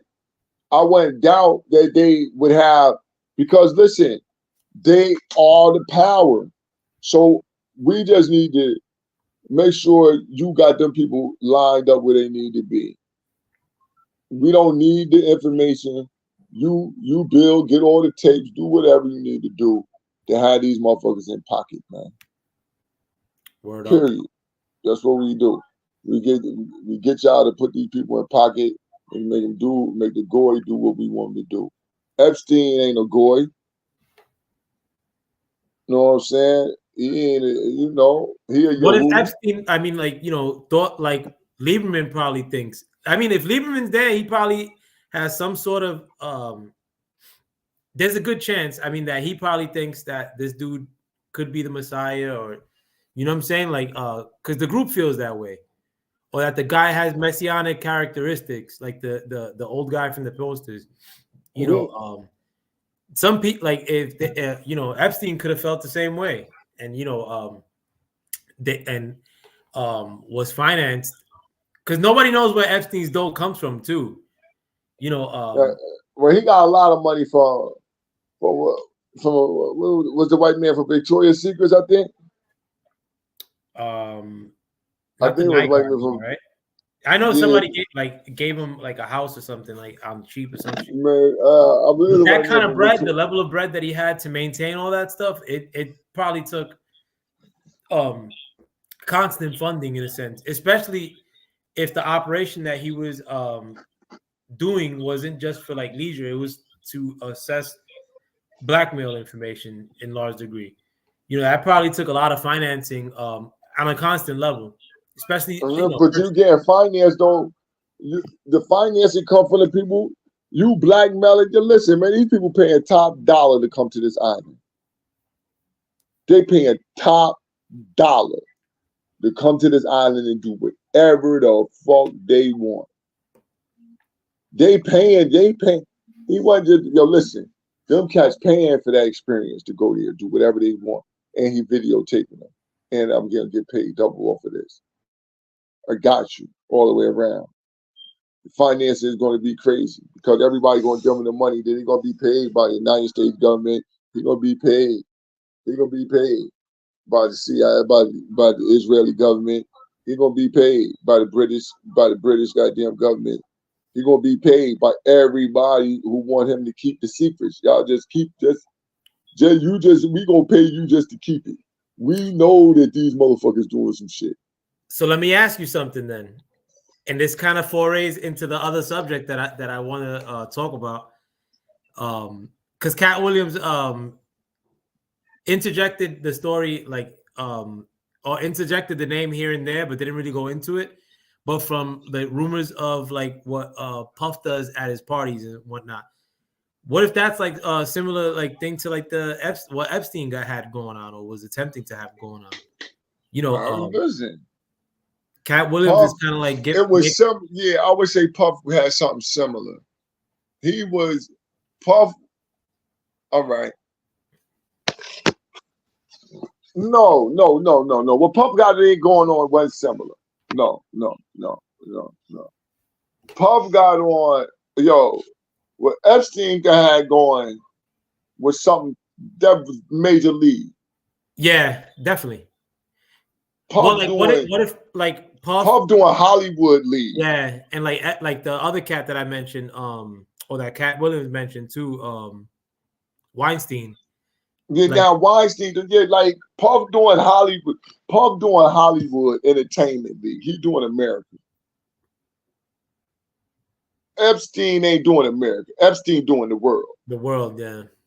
Yeah, he got a whole different type of play he got going on. He on a whole other island. Puff Daddy just had a house. This motherfucker got submarines and shit like this. But do you think Puff doing it for a similar intention, or you think Puff's doing it just because he's sus? Like, or if Puff, what Puff or what people say Puff got going on? Do you think that they maybe utilize it for entrapment, or that some people like try to play it off as if just Puff's getting down with some sus stuff? Now it's both. It's both. It's both. You know what I'm saying? It's the long game. But really, you can't really like, yo, all right. See, this is why it don't work for these jokers. This is why they always get caught like this. Is because they selfishly really using it for their own pleasure instead of really using it for the purpose of business to be able to blackmail. Allegedly. So what Puff Daddy allegedly was doing, I feel like was more on his own selfish ways, but he used it in business also. But really was alleged, you know, from what's alleged, it seems like he might have been a deviant before any of this was, you know, like he really had the power to make somebody else bow to his deviancy. You understand what I'm saying? Definitely. And so with that, it was already a thing that he already partook in and already found pleasure in. So then to bring another person into it would still be pleasurable for him, but it'd still be using it against you in a mannerism for business because that's what he's in now. And he sees that this thing amongst the elite of them is used as a business power tool. It's used other than for the gratification, you know what I'm saying, or just getting your rocks off. Yeah, it's bugged out. But it's crazy that all these things, you know, back to back to back, even though like there's probably been whispers of all this stuff, everything we talked about this evening. But the fact that like now you're kind of like getting a in-depth view into this world in 2024, and we're probably like a week and change into the year. That's what's like kind of like bugged out. I mean, like, and 2023 already felt bugged out. I mean, yeah, man, it's gonna be the year of accountability, man. You don't have to be hold somebody accountable, hold yourself accountable, man. All things, you know, all things will be revealed. All things will be revealed. You know what I mean? That's if you got your eyes open and you're looking for them. Most things have been revealed, but most people can't see them because we wearing blinders and we're afraid to look to the left or the right. We just look straight ahead so we can, you know what I mean? We know some shit going on to the left and the right, but we don't turn our head to see what it is. I gotta stop you right there because you forgot a big part of that. All things will be revealed if the Messiah allows it. But, any other thoughts before I dip out? Nah, man. Well, yeah. This would I'll say this, yo. Listen, Katt Williams' interview revealed to me how ignorant a lot of our people are, meaning that they don't read, or haven't read, or didn't have parents. And it really revealed to me a lot of the one-parent family homes and things of that nature, in the structure of a one-parent home to a two-parent home, and things that you'll be allowed to do and things that'll be brought to you to do. And one of those things was reading. And because of how voracious of a reader he said he was, and I remember being a voracious reader like that, you know, reading the whole encyclopedia, definitely by the ages of 7, 8, I definitely have read the whole encyclopedia. Which one by did you guys? I probably had read it twice. Which one did you have? The Britannica or the? I had another one, American. Man, we didn't. It wasn't Encyclopedia Britannica. We had the ones they were white with red on it, white leather bound shits. I think I remember it too. I'm trying to remember it, but my mother and father, 9 times out of 10, they still have the whole set of encyclopedias right now. That then we had, you know, and then I just read a plethora of books because they were, you know, they were there in the house and I just read them. It just being an avid reader, I just realized that, you know, once when he came out and said that, I see so many people just disparage that and just be like, you know, there's no way that he read 3,000 books by that age, and man, there's no way you could do this and do that. And people were trying to break it down. There was 8 books a day. And I'm like, man, y'all not understanding really what he was stating to you. He might have had a little hyperbole, but he's stating to you that he read a lot. I read everything that I could read because this was my avenue of doing things. And that was something that I really was like, I really felt bad for a lot of my people. Now I realize at this age why a lot of our conversations really have no substance to them. And it was because of my upbringing. Because, and you know, that's no fault of other people's. It's something that you see once you just realize it, and then listening to other people, and then you see they like, damn, I did this. I'm like, wow. But he is a genius too, like and one thing too, this is the first of its kind from anything that I've ever heard, like in the podcasting realm. There's never been a podcast done the way Katt Williams just did it. Like the motherfucker was going for 2 hours plus, and he had you at the edge of your seat. He wasn't talking about small talk, stupidity, and like stuff that he likes to cook and stuff. Like, the dude was going like in, and wasn't getting stumped for 1 second too.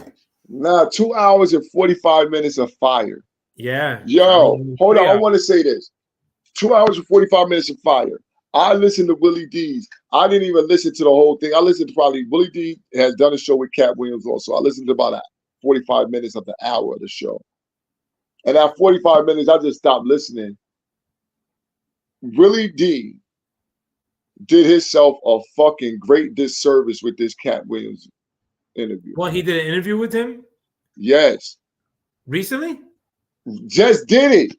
Oh, wow. It just dropped today. And what happened? He did himself a great disservice. This was a horrible interview in my opinion. It was horrible in the point that Willie D is doing an interview. He ain't like Shay Sharp.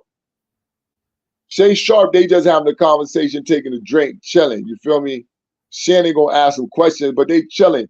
That's how most of Shannon shows is. They just chilling, chopping it up. You feel me? Willie D does interviews. Willie D, I swear, he asked Katt Williams basically the same shit that he just talked about on Shannon Sharp's show, but not where he asked questions to, hey, you said this on Shay Sharp's show, but can you expound on that, man? Because that thought was whoop, whoop-de whoop. Bring that to a better light. No. Man, I heard you was a Muslim. Man, you went back and did that. Everything, all the shit that he said on, yeah, he was a fuck. We just heard this nigga. Yo, listen, everybody just heard this nigga, man. This nigga got 40 million views on Shay Sharp. Everybody heard this nigga, man. Why is you asking this nigga about being a Muslim again? Why is you asking him about Farrakhan again? Look, expound on that. Don't ask him if he's friends with Farrakhan. I heard you said you was a son of Farrakhan. What does that actually entail? What do you mean by that? You know what I'm saying? Even if you're going to ask that question, not ask him, hey, man, I heard you was a Muslim. Why was you a Muslim? He just told us why he was a Muslim. You just heard him on Shannon Sharp say, yo, listen, man, I got to all these different groups to see this. Why not ask him, what did you find when you went to the synagogue? I heard you went to the synagogue. You said you was on Shay Sharp. He didn't do none of that. He did nothing that what he was supposed to do as an interviewer, man. It had me so new information from the Willie D interview or no? Your son, basically, no. He asked him, no, yeah, he gave him I think he about a pimp named Slickback. He did ask him about a pimp named Slickback, so he got to expound on how great Aaron Magruder is. But he asked him about Money Mike. Who cares though? Know what I'm saying? No, listen, I'm just saying. I'm just telling you, you asked the question. I'm just letting you know. Yeah. No, but it's like the thing I said about Katt Williams having the best podcast in the history of mankind on record. A big part of that was Shannon Sharp. You're right, letting him cook. Yep, letting them cook and knowing how to let them cook. Knowing when to ask a question and when not to. You know what I'm saying? Like Shay Sharp didn't do the greatest job, but it's a conversation instead of an interview. So once you realize that this is a conversation, and Shannon just gonna ask a couple questions that niggas just want to know. But besides that, it's just a conversation. And plus, Katt had something to get off his chest, so for a couple minutes he just got his shit off, and so it just got into a show after that. But no, and who cares what he says? You know what I'm saying? Like Shannon Sharp wasn't being a pussy. Like, a lot of these dudes, like if Katt Williams would have done all that, they would have been trying to force him into like talking bullshit or stopping him outright. There's a couple. Y'all, y'all, they'd have been trying to say, man, come on, Katt. Now I can't let you listen. Same shit. The niggas, yo, all right. Steven Jackson said that. Steven Jackson said on my show, I know some of these people. So on my show, I went to let them say all that stuff. You know what I mean? Because they're my friends. He's saying the quiet part out loud, like what all these other podcasters probably would have done too. Yeah, but that's not your job. If you an interviewer, your job ain't to be friend or foe. Your job is to ask the questions so the people get the information. It don't matter how you feel about it. Yeah, but only one guy on record is doing that right now, and it's Shannon Sharp. In one day, it pretty much set it off a couple days ago. Yeah. Like he tore that shit down, and I know Shannon Sharp knew it made sense when he said, you're gonna be the place where they could talk truth. Yo, no, listen, because he's seen it, because that's what he's seen. He said, yo, everybody get to get up here and they just get to tell their shit. They get to talk their shit. You ain't bashing them. You ain't trying to say, you let them talk their shit. So let me get up here and talk my shit. This is gonna be the spot for the truth. He said, you're gonna have Oprah up here next. And the topical things that he said, as far as the joke stealing, not that he needed verification or validation to go at these dudes, but that is like, as far as like somebody stealing your joke, you let them get away with it, and then they come back and talk shit about you, decades later. That kind of is some foul shit, because that's like if we got into beef and then I ran off, and then you don't tell my friends about it and shit, and then fucking I'm over here 10 years later making it seem like you pussy or something, right. Or you. No, so I was gonna smack you one day. This is how it is. I was gonna smack you one day. Then I was like, then I seen you a couple years later. I'm like, man, all right, it's cool, man. I ain't even gonna smack you, man. Yo, listen, that shit was some bullshit. All right, then cool. Then a couple more years go by. All of a sudden, you up there talking, man, that nigga wasn't never gonna smack nothing. Yeah. He wouldn't have did nothing. And I'm like, wait a minute, hold on, man. I gave you a pass, man. I was gonna smack fire out of you. Okay. That's what Cedric did. Like, you can't do that. None of y'all could do that. But hey, man, it just was a feel good thing to see. And like I said, the one thing that I really played off of it was that he really was pushing that the black man was being emasculated, man. And that there's a good side and then it's the other side. And people was like, well, listen, he paid opposition. The opposition, is two opposite sides. And I seen him with shit that people would say he the Illuminati. I seen him with the one eye shit. I seen him in all type of shit. But after listening to him, I understand that with him being so well read, he understands the signs and symbols. So when you have a grasp of what the signs and symbols are that you utilize, you can put them to use. Somebody can't just put them on you and use you as a billboard for their signs and symbols. You can put the signs and symbols on and put them to use for what you want them to do. Magic. No, and Katt may have been like some people are trying to make it seem like he's done these like symbols in the past or whatever. That's everybody, one, for the most part, and entertainment. Two, the more important thing is what he's doing now, which is fucking blowing up the spot in the industry. Like, I mean, like, how your realest rapper is not blowing up the spot on the industry. You know what I'm saying? Like, no actor is blowing up the spot on the industry. Katt Williams, who comedically is a genius, decades long, on the low. I mean, like the dudes, like I'm not gonna say I was gonna say a rapper that doesn't get a claim like that. But regardless, he hasn't got a claim like the that. niggas like a Tribe Called Quest. The nigga touring, even if you don't know they touring.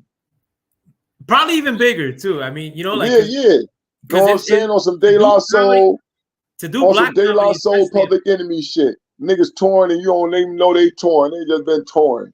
Yeah. No, but to put black comedy, like to do black comedy and put it on video, it's hard for like black artists to get like finance, like to make it to their own special in general. The dude financed his own shit. They're not corny. They're all dope. You know, all of them are funny. There's not many comedians that could stand next to Katt Williams. I think he's funnier than Chappelle in my personally. Yeah. Not too many people can stand next to Katt. Yeah. Not too many people can stand. Yo, listen, it made me remember. I forgot all about this shit he did with Steve Harvey, the battle. I forgot all about it, but I remember when it came out because they didn't really have no video. It was people who was videotaping it. And Steve Harvey did come out there and start talking about some lady in her wig, and he was doing it. And man, that nigga Katt Williams came out there and just went ape shit on that nigga. Ape shit for like 30 minutes, man. I gotta see that. But son, I do remember the thing he was saying about the Cedric Entertainer joke, where they would show it on BET as the advertisement for the BET comedy show, and they would show Katt Williams doing that thing on the. Now I remember that. Yeah, I remember that. Too. Yeah, no, I can remember that. I can remember Katt Williams on that Comic View shit. Yeah, doing that shit in that ride. I don't remember that. I don't remember him on Comic View, but I remember the commercial showing him doing that. Yeah, it was like the thing that stuck out the most because he's like on the chair. Because he had that, because he was bouncing with that hair and that cowboy looking hat on and shit.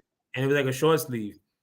Yeah, you know so it looked just so iconic the way he did it. It just looked something that grabbed you. Yeah, no, and in the East Coast too, you know, like we don't like dress like that. But it looked, you know, so it stuck out, you know, and then he's on a chair like in the commercial. But I remember that commercial because they would play that shit all the time. Yeah. But it was all dope, man. Like, and nobody came back at him and said, "Yo, he lying" and all this shit. Like they came back and like a couple days later and maybe like gave a blanket type statement, but they ain't really go at his head like that. So There was a whole lot of responses, but nobody said he was lying. Let me see who said he was lying. Nobody. There was a lot of responses. Nobody said he was lying. And this is something I get flack for because when I say it, people think I'm being a hater or some shit. But Kevin Hart is the most unfunny motherfucker I've ever met. Like Kevin Hart's rise to prominence, not single-handedly, but was around the time that comedy started to suck anyway, and movies started to suck anyway. Yo, listen, he was the purpose of making it suck. They pushed Katt Williams out and pulled him in, and next thing you know, I never liked the Kevin. I never liked the Kevin Hart stuff. I never liked this stuff. Like even when I watch, even on Soul Plane, I like Soul Plane a little bit, but. The way I just don't like his type of comedy. His comedy is not the type of comedy that I like. And in Soul Plane, he did some suspect stuff from scene one when he sat on the toilet. Son, exactly. He been suspect from the gate. But that you know what I'm saying? And in that same year, he was already shooting. In Along Came Polly, they gave him the role as a cameraman that was shooting a documentary. But that came out pretty much the same year as Soul Plane. So he gets featured in a movie off the rip, does sus stuff off the rip, and then all of a sudden they keep trying to drill into your head, this dude's funny, this dude's funny, this dude's funny. And he's whack, bro. He's whack as hell. The only thing you gotta do, I'm gonna tell you the one thing Shannon Sharp need to do next is bring Eddie Griffin on. That'll set Shannon Sharp off. He had Katt Williams. You bring in Eddie. Katt Williams, Eddie Griffin, and Dave Chappelle is like the trifecta of motherfucking they great comics, but they really banned. You know what I'm saying? They great, but they really borrowed from the light. You know what I'm saying? Dave Chappelle got the most of the light, but Eddie Griffin and Katt, they don't get no goddamn light, and both of them funny to me. Eddie Griffin's retarded. Yo, do you like Tommy Robinson? Tommy Robinson. He used to be on Living Color. Is that his name? And he's Tommy he's up Davidson. on game. Tommy Davidson. My apologies. Yo, sometimes Tommy do some funny characters and shit like that. He do be having some funny characters like that sometimes. He's the short cat though, right? The short skinny cat? Yeah, the short skinny cat from the Varnell Hill show for Martin Lawrence. But that he used to do the Sammy Davis Jr. on yo, so one. Yeah, but he's up on game too. Like the dude, like he knows like the ancient history and all that stuff too. I remember in an interview I saw, and he was breaking it all like the science down. No, that's why. Yeah, it seems like a lot of these comics are on the low, very high IQ, and to be a comic, to some of the comedy that they do is you have to have a high IQ to think of these things. You feel me? Of course. To make these things, to be able to put these things in a comical way, you have to have a high IQ to see that, and then to see the funny in it. When other people might not see no part of the funny, and then to be able to deliver the funny to them. No, and then if a lot of these dudes from the hood, they gotta explain stuff from the hood that's funny to people that aren't from the hood. You know, like exactly. And so you have to really have a great, and that's what goes with having a large vocabulary, having read a lot of things of that nature. So then you can still take the same concepts and translate it into another language that's still going to be funny, but translate a thought that they could never understand in the cultural setting, or using the vernacular from the cultural setting it started in. You wouldn't be able to take it over to certain things. Yeah, you can't. They don't translate. But I've caught flack for the better part of a decade when, God forbid, I mentioned Kevin Hart in a negative tone. Like, oh, he's doing his thing. I'm like, yo, like, does somebody doing his thing equate to them being good, especially when everything sucks? Yeah, now? You know, somebody. That's one of the ways that they diminish. That's one of the ways that people. It's two things that people use. You hating on the black man, and why? Oh man, won't you just let him do his thing?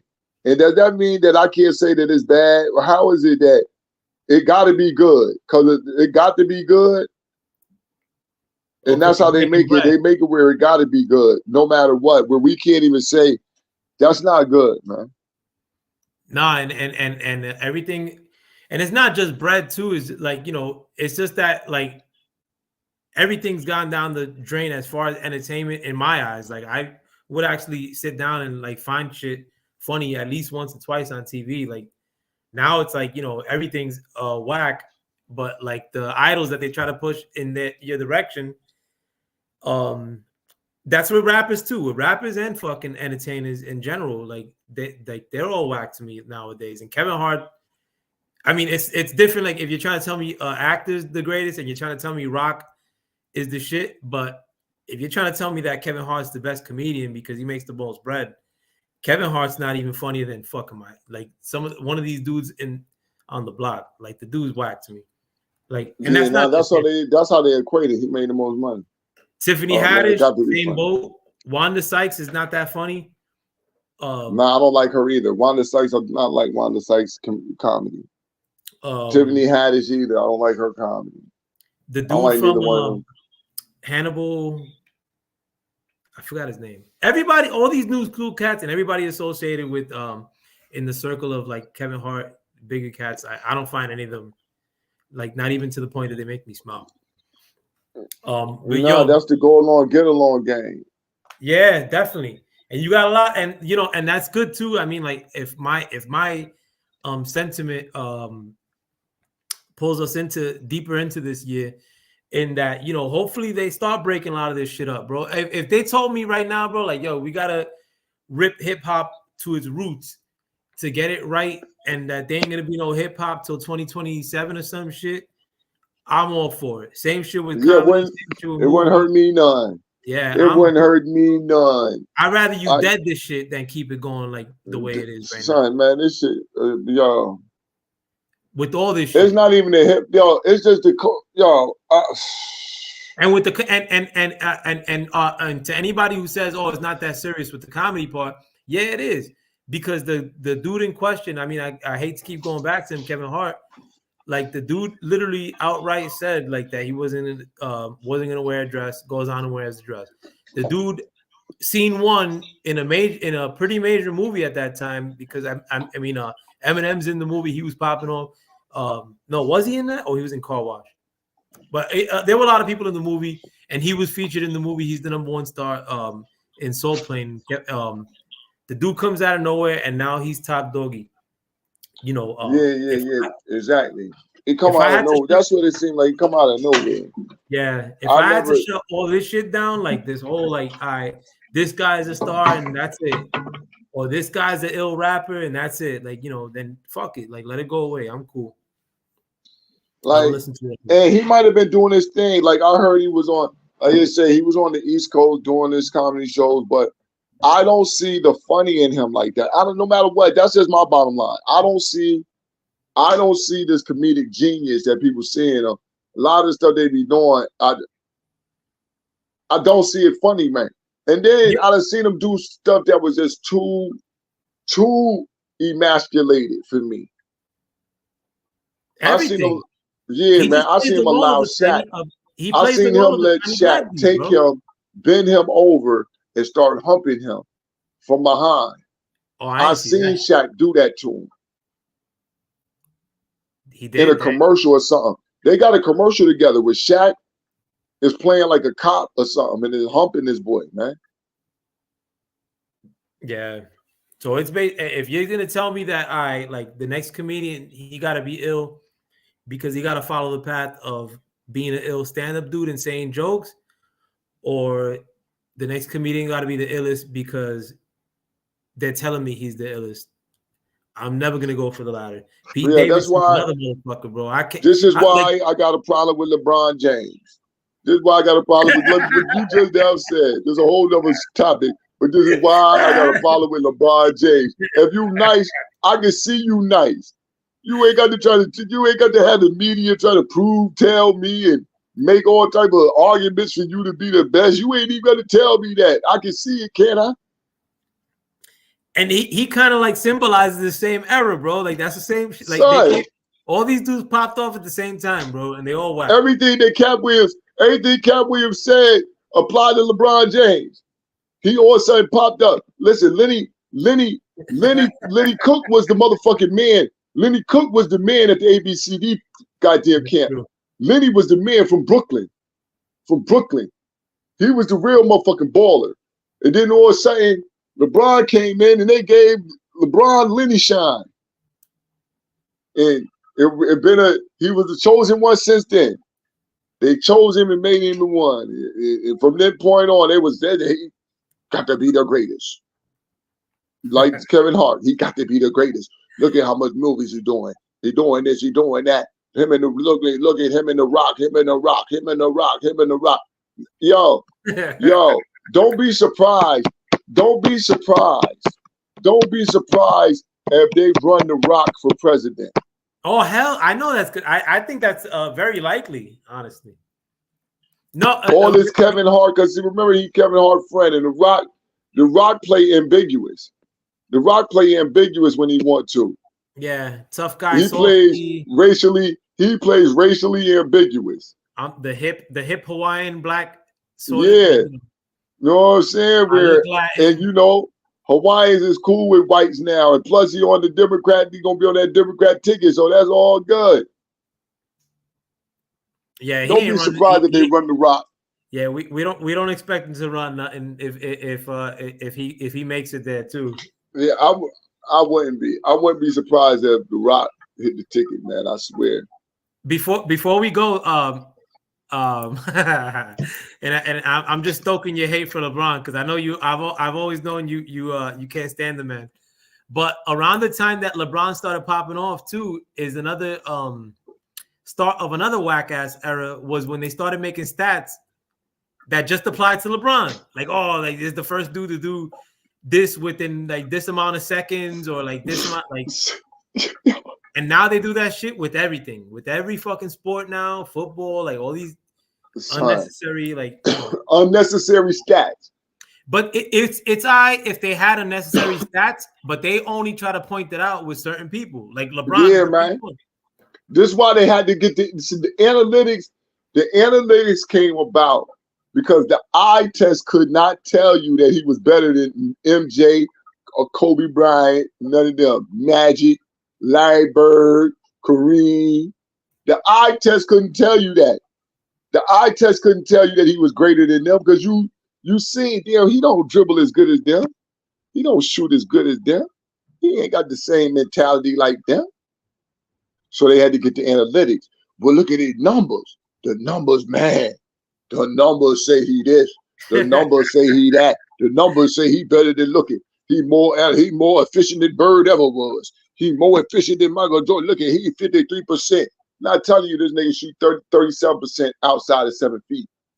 So you're telling me LeBron's the Jay-Z of basketball? That's they all with the Rock. Ain't he with the Rock? He with the Rock. Oh, that's true. That's true. He's with the Rock. Remember, they all a team. Jay-Z and son, you might have just said something that you might have just said something. They all a team. They all been coming up together. Remember when LeBron was in high school, he was at the Rucker with Jay-Z to play for the Rockefeller team. Yeah, and everybody thought he was gonna go for the net sign with the Nets. Yeah, he became a free agent because of he was on a cover with Jay-Z of Double XL. It was Jay-Z, LeBron. It was when Jay-Z broke away from Rockefeller, like from Dame Dash. He had a cover with. I know that. I see LeBron throwing up the Rock plenty of times alongside of Jay-Z. Yeah, but they actually had an interview. It was a few. I think Petey Crack. It was a couple like whack artists. Oh, there was like a reggaeton dude, Hector Father, that was part of this new Rock La Familia. Like when the Rock broke away, I guess. If I remember, I remember seeing that. And that's another thing. Like, God forbid I diss Jay-Z. I mean, and Jay-Z amongst the people that I mentioned, he's probably the most skilled. But I mean, like, is Jay-Z like to me, like Jay-Z's kind of like top 5? Like, nah, it's a different conversation though. But people like, no, I understand what you're saying. All of a sudden, out of no, like, yo, like, all of a sudden, you the greatest? What? Who made him the great? Like, it was like just he's too cool for school shit. Like, like you can't, like, like like fucking the dude, like you're acting like he's putting out albums all the time and all them shits is classic. Exactly. Like he got just tons of fire just jumping all over the place. But like I like Jay-Z as a rapper. No, I'm gonna tell you this. I stopped listening. I haven't listened to the last couple of Jay-Z albums though. I haven't because certain things. Once you turn me off, you turn me off. So I really was turned off by him after the Dynasty album. After they broke up, no, I'm gonna tell you, after all of them, after they broke up, and I got to see how it was worked out. I'm more of a Dame Dash type of thinking person than Jay-Z. I felt like what he did was wrong. Even though Dame was a little brash, but I felt like what Jay-Z did was wrong. And so I don't feel like he got good character. And so from that point, I wouldn't purchase none of his music at all. I just was like, nah, that's not nobody that I fuck with. So I listened to his older albums, but his newer stuff, with the shit with the story of OJ up there and all that shit, I never listened to the whole album. Bro. That shit is corny as fuck, bro. I never listened to it. 444. I never listened to the whole album. None of that shit. I'm serious. People just because it has a slight political tinge, and that was popular at that time when 444 came out. Oh, Jay-Z's on this. Oh, he wasn't trying to make an album to be dope. He was just trying to get this message. Nah, the dude's always been alright. He's just been alright, but he ain't like the best, bro. Come on. Nah, Like Jay-Z. he did that because of the time. He know how to capitalize on the clowns. And Sia the Duketeer said something which I thought was had a lot of credence to it. In that Jay-Z never had an era like that he locked down. Like when DMX was popping, Jay-Z wasn't fucking with DMX. DMX was way more popular. When Nas was out, like Nas was always considered he invented this new style. Anybody from his era, like it was always like, all right, Jay-Z was like the super solid like number 2 guy, but he was never that dude like that. No, he might have. It might have like, all right. Let me think. And when Biggie was out, Biggie was Jay never was number 1. Some people considered like Jay like a little bit of an extension of Biggie, like because they were big, true indeed. You know what I'm saying? Like, so it was not like, to me, he just never locked down. Like, where it's like, all right, Jay-Z took over the summer. Like when It Takes Two came out, like you heard that shit all the time. Only time he took over the summer is when they got all of them together, when they had the whole Cam and the whole Dipset and State Property, had all that shit all together. Then it was a Rockefeller takeover. But that was them though. That was all of them though. You know what I'm saying? Yeah, that's what I'm saying. It was a Rockefeller takeover. Dolos, but these dudes make it seem like Jay's like, and he's nice. But people dick ride him a little too much, bro. Like LeBron, he gets LeBron treatment. Yeah, he get a little bit of that LeBron treatment. He get a little bit of that LeBron treatment. You know what I'm saying? He do. And everybody I mentioned, Jay-Z's more skilled than LeBron in his field, and Jay-Z's anybody is more skilled than fucking Katt Williams than Kevin Hart in their field. Yeah. But yo, let me take off. But this gonna be my last statement. I gotta jump off, Joe. Nah, definitely. I know we're gonna be ending soon, but this gonna be my last. This gonna be hold on. This is my last statement on LeBron, and then I'm gonna just drop a couple statements. You close it out with a LeBron point. You know what I mean? LeBron is the greatest role player ever. That's what I'll give him. He's the greatest role player ever. He only knows one role, and he plays that one to the fullest. So, you know what I mean? I give him that. You know what I mean? Besides that, I don't think he's a top. I gotta really look at my top 10 list, because I don't even think he's a top 10. I don't think he's a top 10 player. He's definitely not top 5 like y'all try to make him be. Definitely not top 5. Definitely. He might be top 10, but even that. He might be top 10, but he can't get past Kareem, Magic, Mike, Kobe, or Wilt. He can't get past them right now. He just ain't did nothing that I could see him get past them 5 right there. There's more people. There's a lot. I don't know. Yeah, 4 of them people. Credit for like the flopping, for bullshit. But 4 of my top 5 got 5 rings or more. No, and like the people you mentioned too were nice. Will just was nice, bro. You watch Will play, like the dude. So you know what I mean? I'm just going. I thought of something, because Shaquille O'Neal made me think of this, right? Because you ranking players and ranking players, you ranking the shit. Shaquille O'Neal said this shit to me. He said, yo, almost universally, Michael Jordan is known as the greatest player ever. He said, and the second to that is Kobe Bryant. So how the hell can he not be top 10 on anybody's list? How is the person who is the copy of the greatest, and most people say is more skilled, because he had the time to look at this nigga's skills and acquire more? How is he not in the top 5? Kobe? And I wasn't no Kobe. And with Kobe, listen, I'm a New York Knicks fan. I was a Kobe hater, bro. Like Kobe. Yeah, I'm a New York Knicks fan, so me too. I hate all players not Knicks. And I hate the Lakers a lot. Listen, I didn't like the Lakers. I liked the Lakers until Kareem retired. And I'm going to tell you the reason why, because my uncle looked like Kareem. I had an older uncle named Gene, and he was tall, like 6. Uncle G was like 6'7", 6'8". Light skin, looked like Kareem to me. And so that's the reason why I like the Lakers, because my uncle looked like Kareem. Once Kareem retired, I was never a Lakers fan again. And I'm a Knicks fan. So to me, I hated Michael Jordan to death. No. And I hate Kobe Bryant. I don't like y'all. I don't like y'all. Y'all coming to beat my team. I don't like no player. Like you, I don't like no other players from the, like, I came from that era where your team was your team.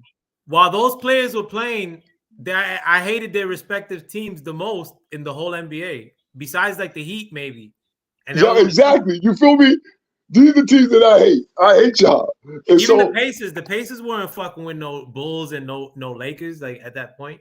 Nah, none of that. And like I said, I didn't like none of them. I ain't like Reggie Miller. I didn't like none of these jokers. I like John Starks. Goddamn it, I like Allen Houston.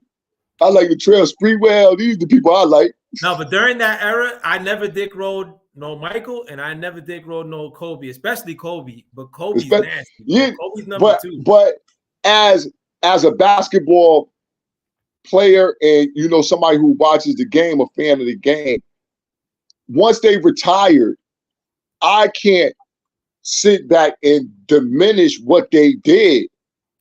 There's no way. I can see them. I know what they did. I know what it.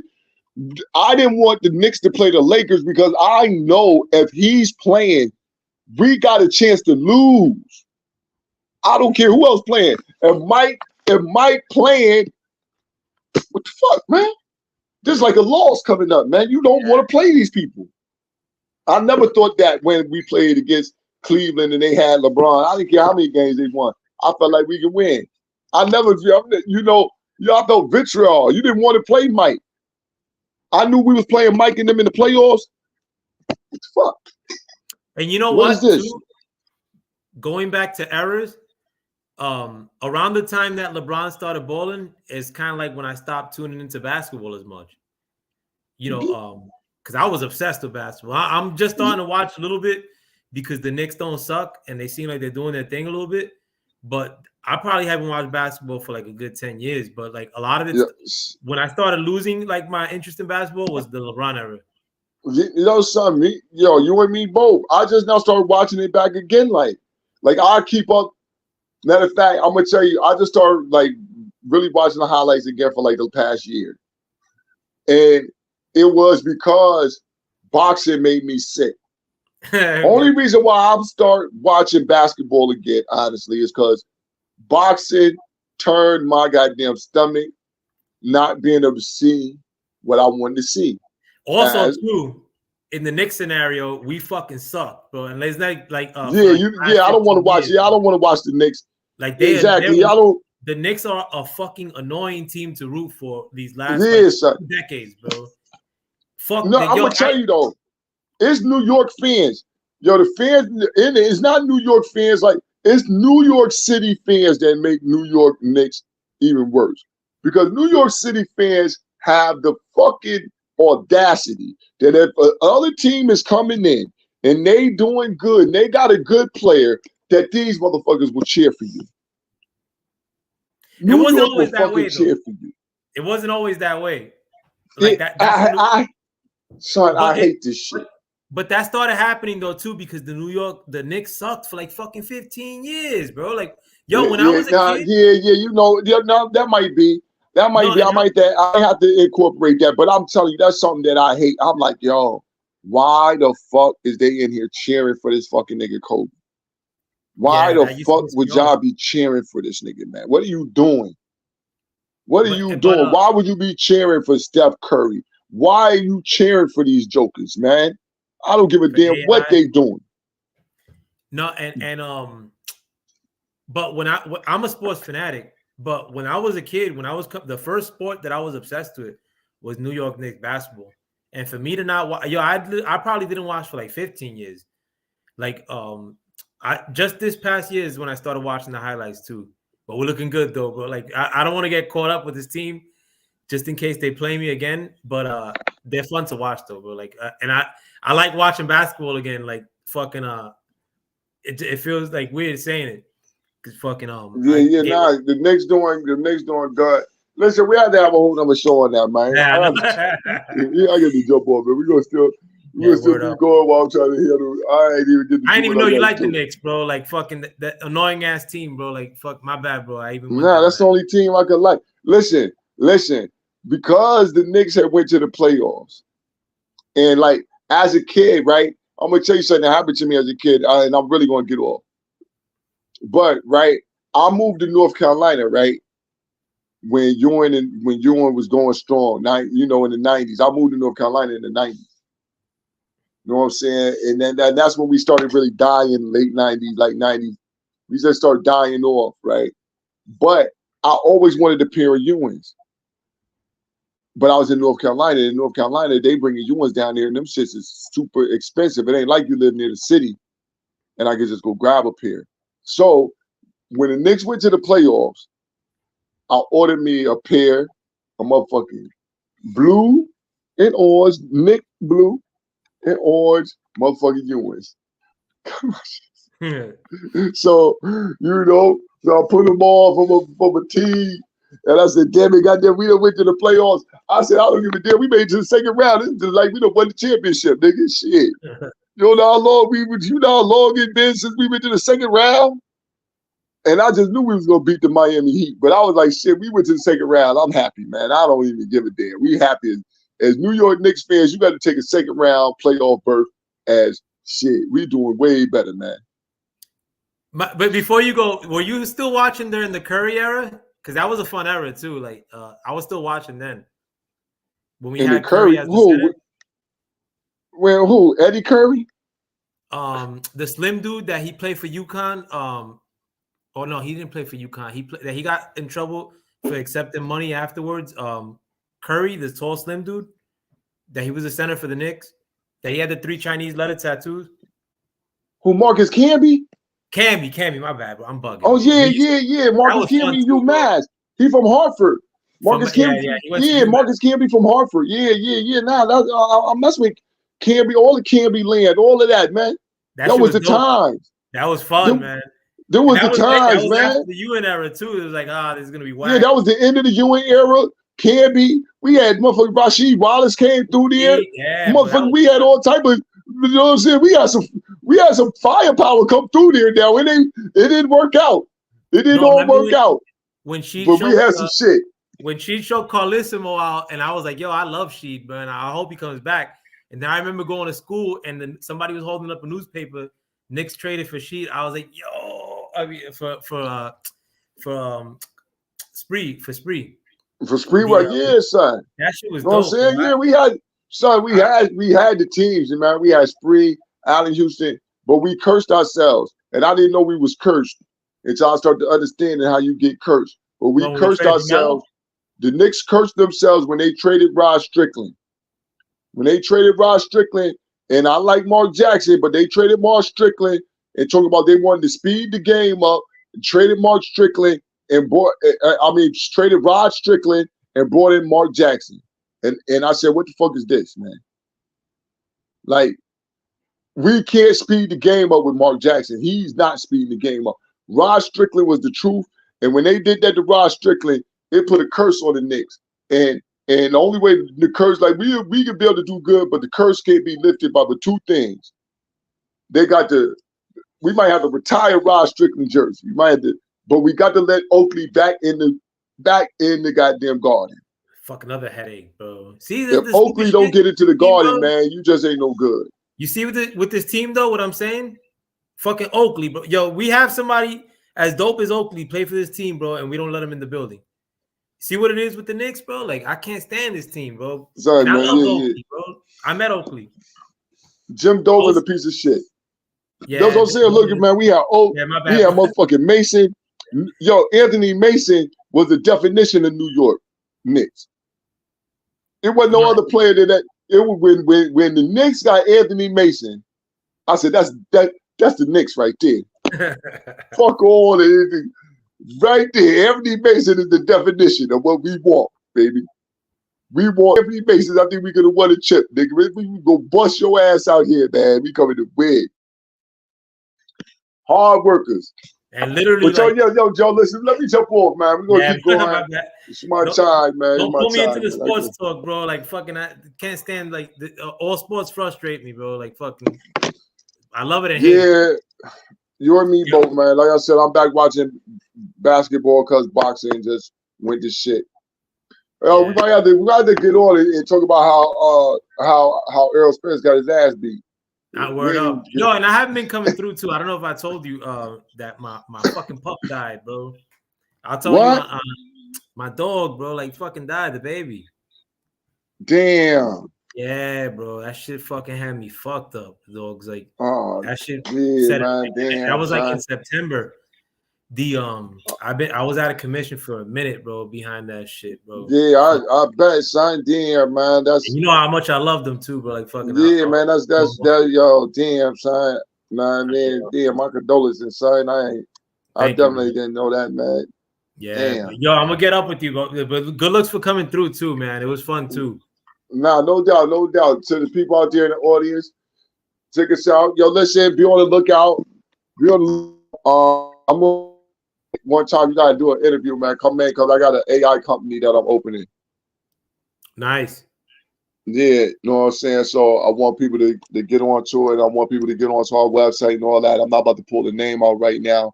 The website is being properly built right now. And hopefully before January. I'm not even gonna say hopefully. I'm shooting that we'll have a launch date late January, early February. And just come on and just really do that up. Yeah, definitely. We got to get off these platforms too, man. Anywhere we could too, like fucking just in case they try to get cute in 2024. But and definitely keep building too, man. Let's move to Rumble, man. It's time to go to Rumble. It's time for everybody to go to Rumble. This mass exodus to Rumble. Word up. Yo, thanks for coming Rumble through, Mr. Rumble paying over there, man. Rumble paying. There ain't nobody over there like it's Rumble paying too. Yeah, and they get a lot of people in their streams too. I've been noticing on these. Yeah, so especially streams. So Rumble like a streaming place. So listen, man, let's get over there, man. Let's get over there. Word up. All right. I gotta stop lacking. But good looks for coming through again, man. Nah, no doubt. Definitely. Peace to the crowd. I'll build with y'all later. It's your brother Born. I'm out. Happy New Year too, dogs. Oh, same to you. Happy New Year, G. All right, bro. Have a good night. And for all of you guys, thanks for stepping into the foul playland with me. With that, I'm out. Peace.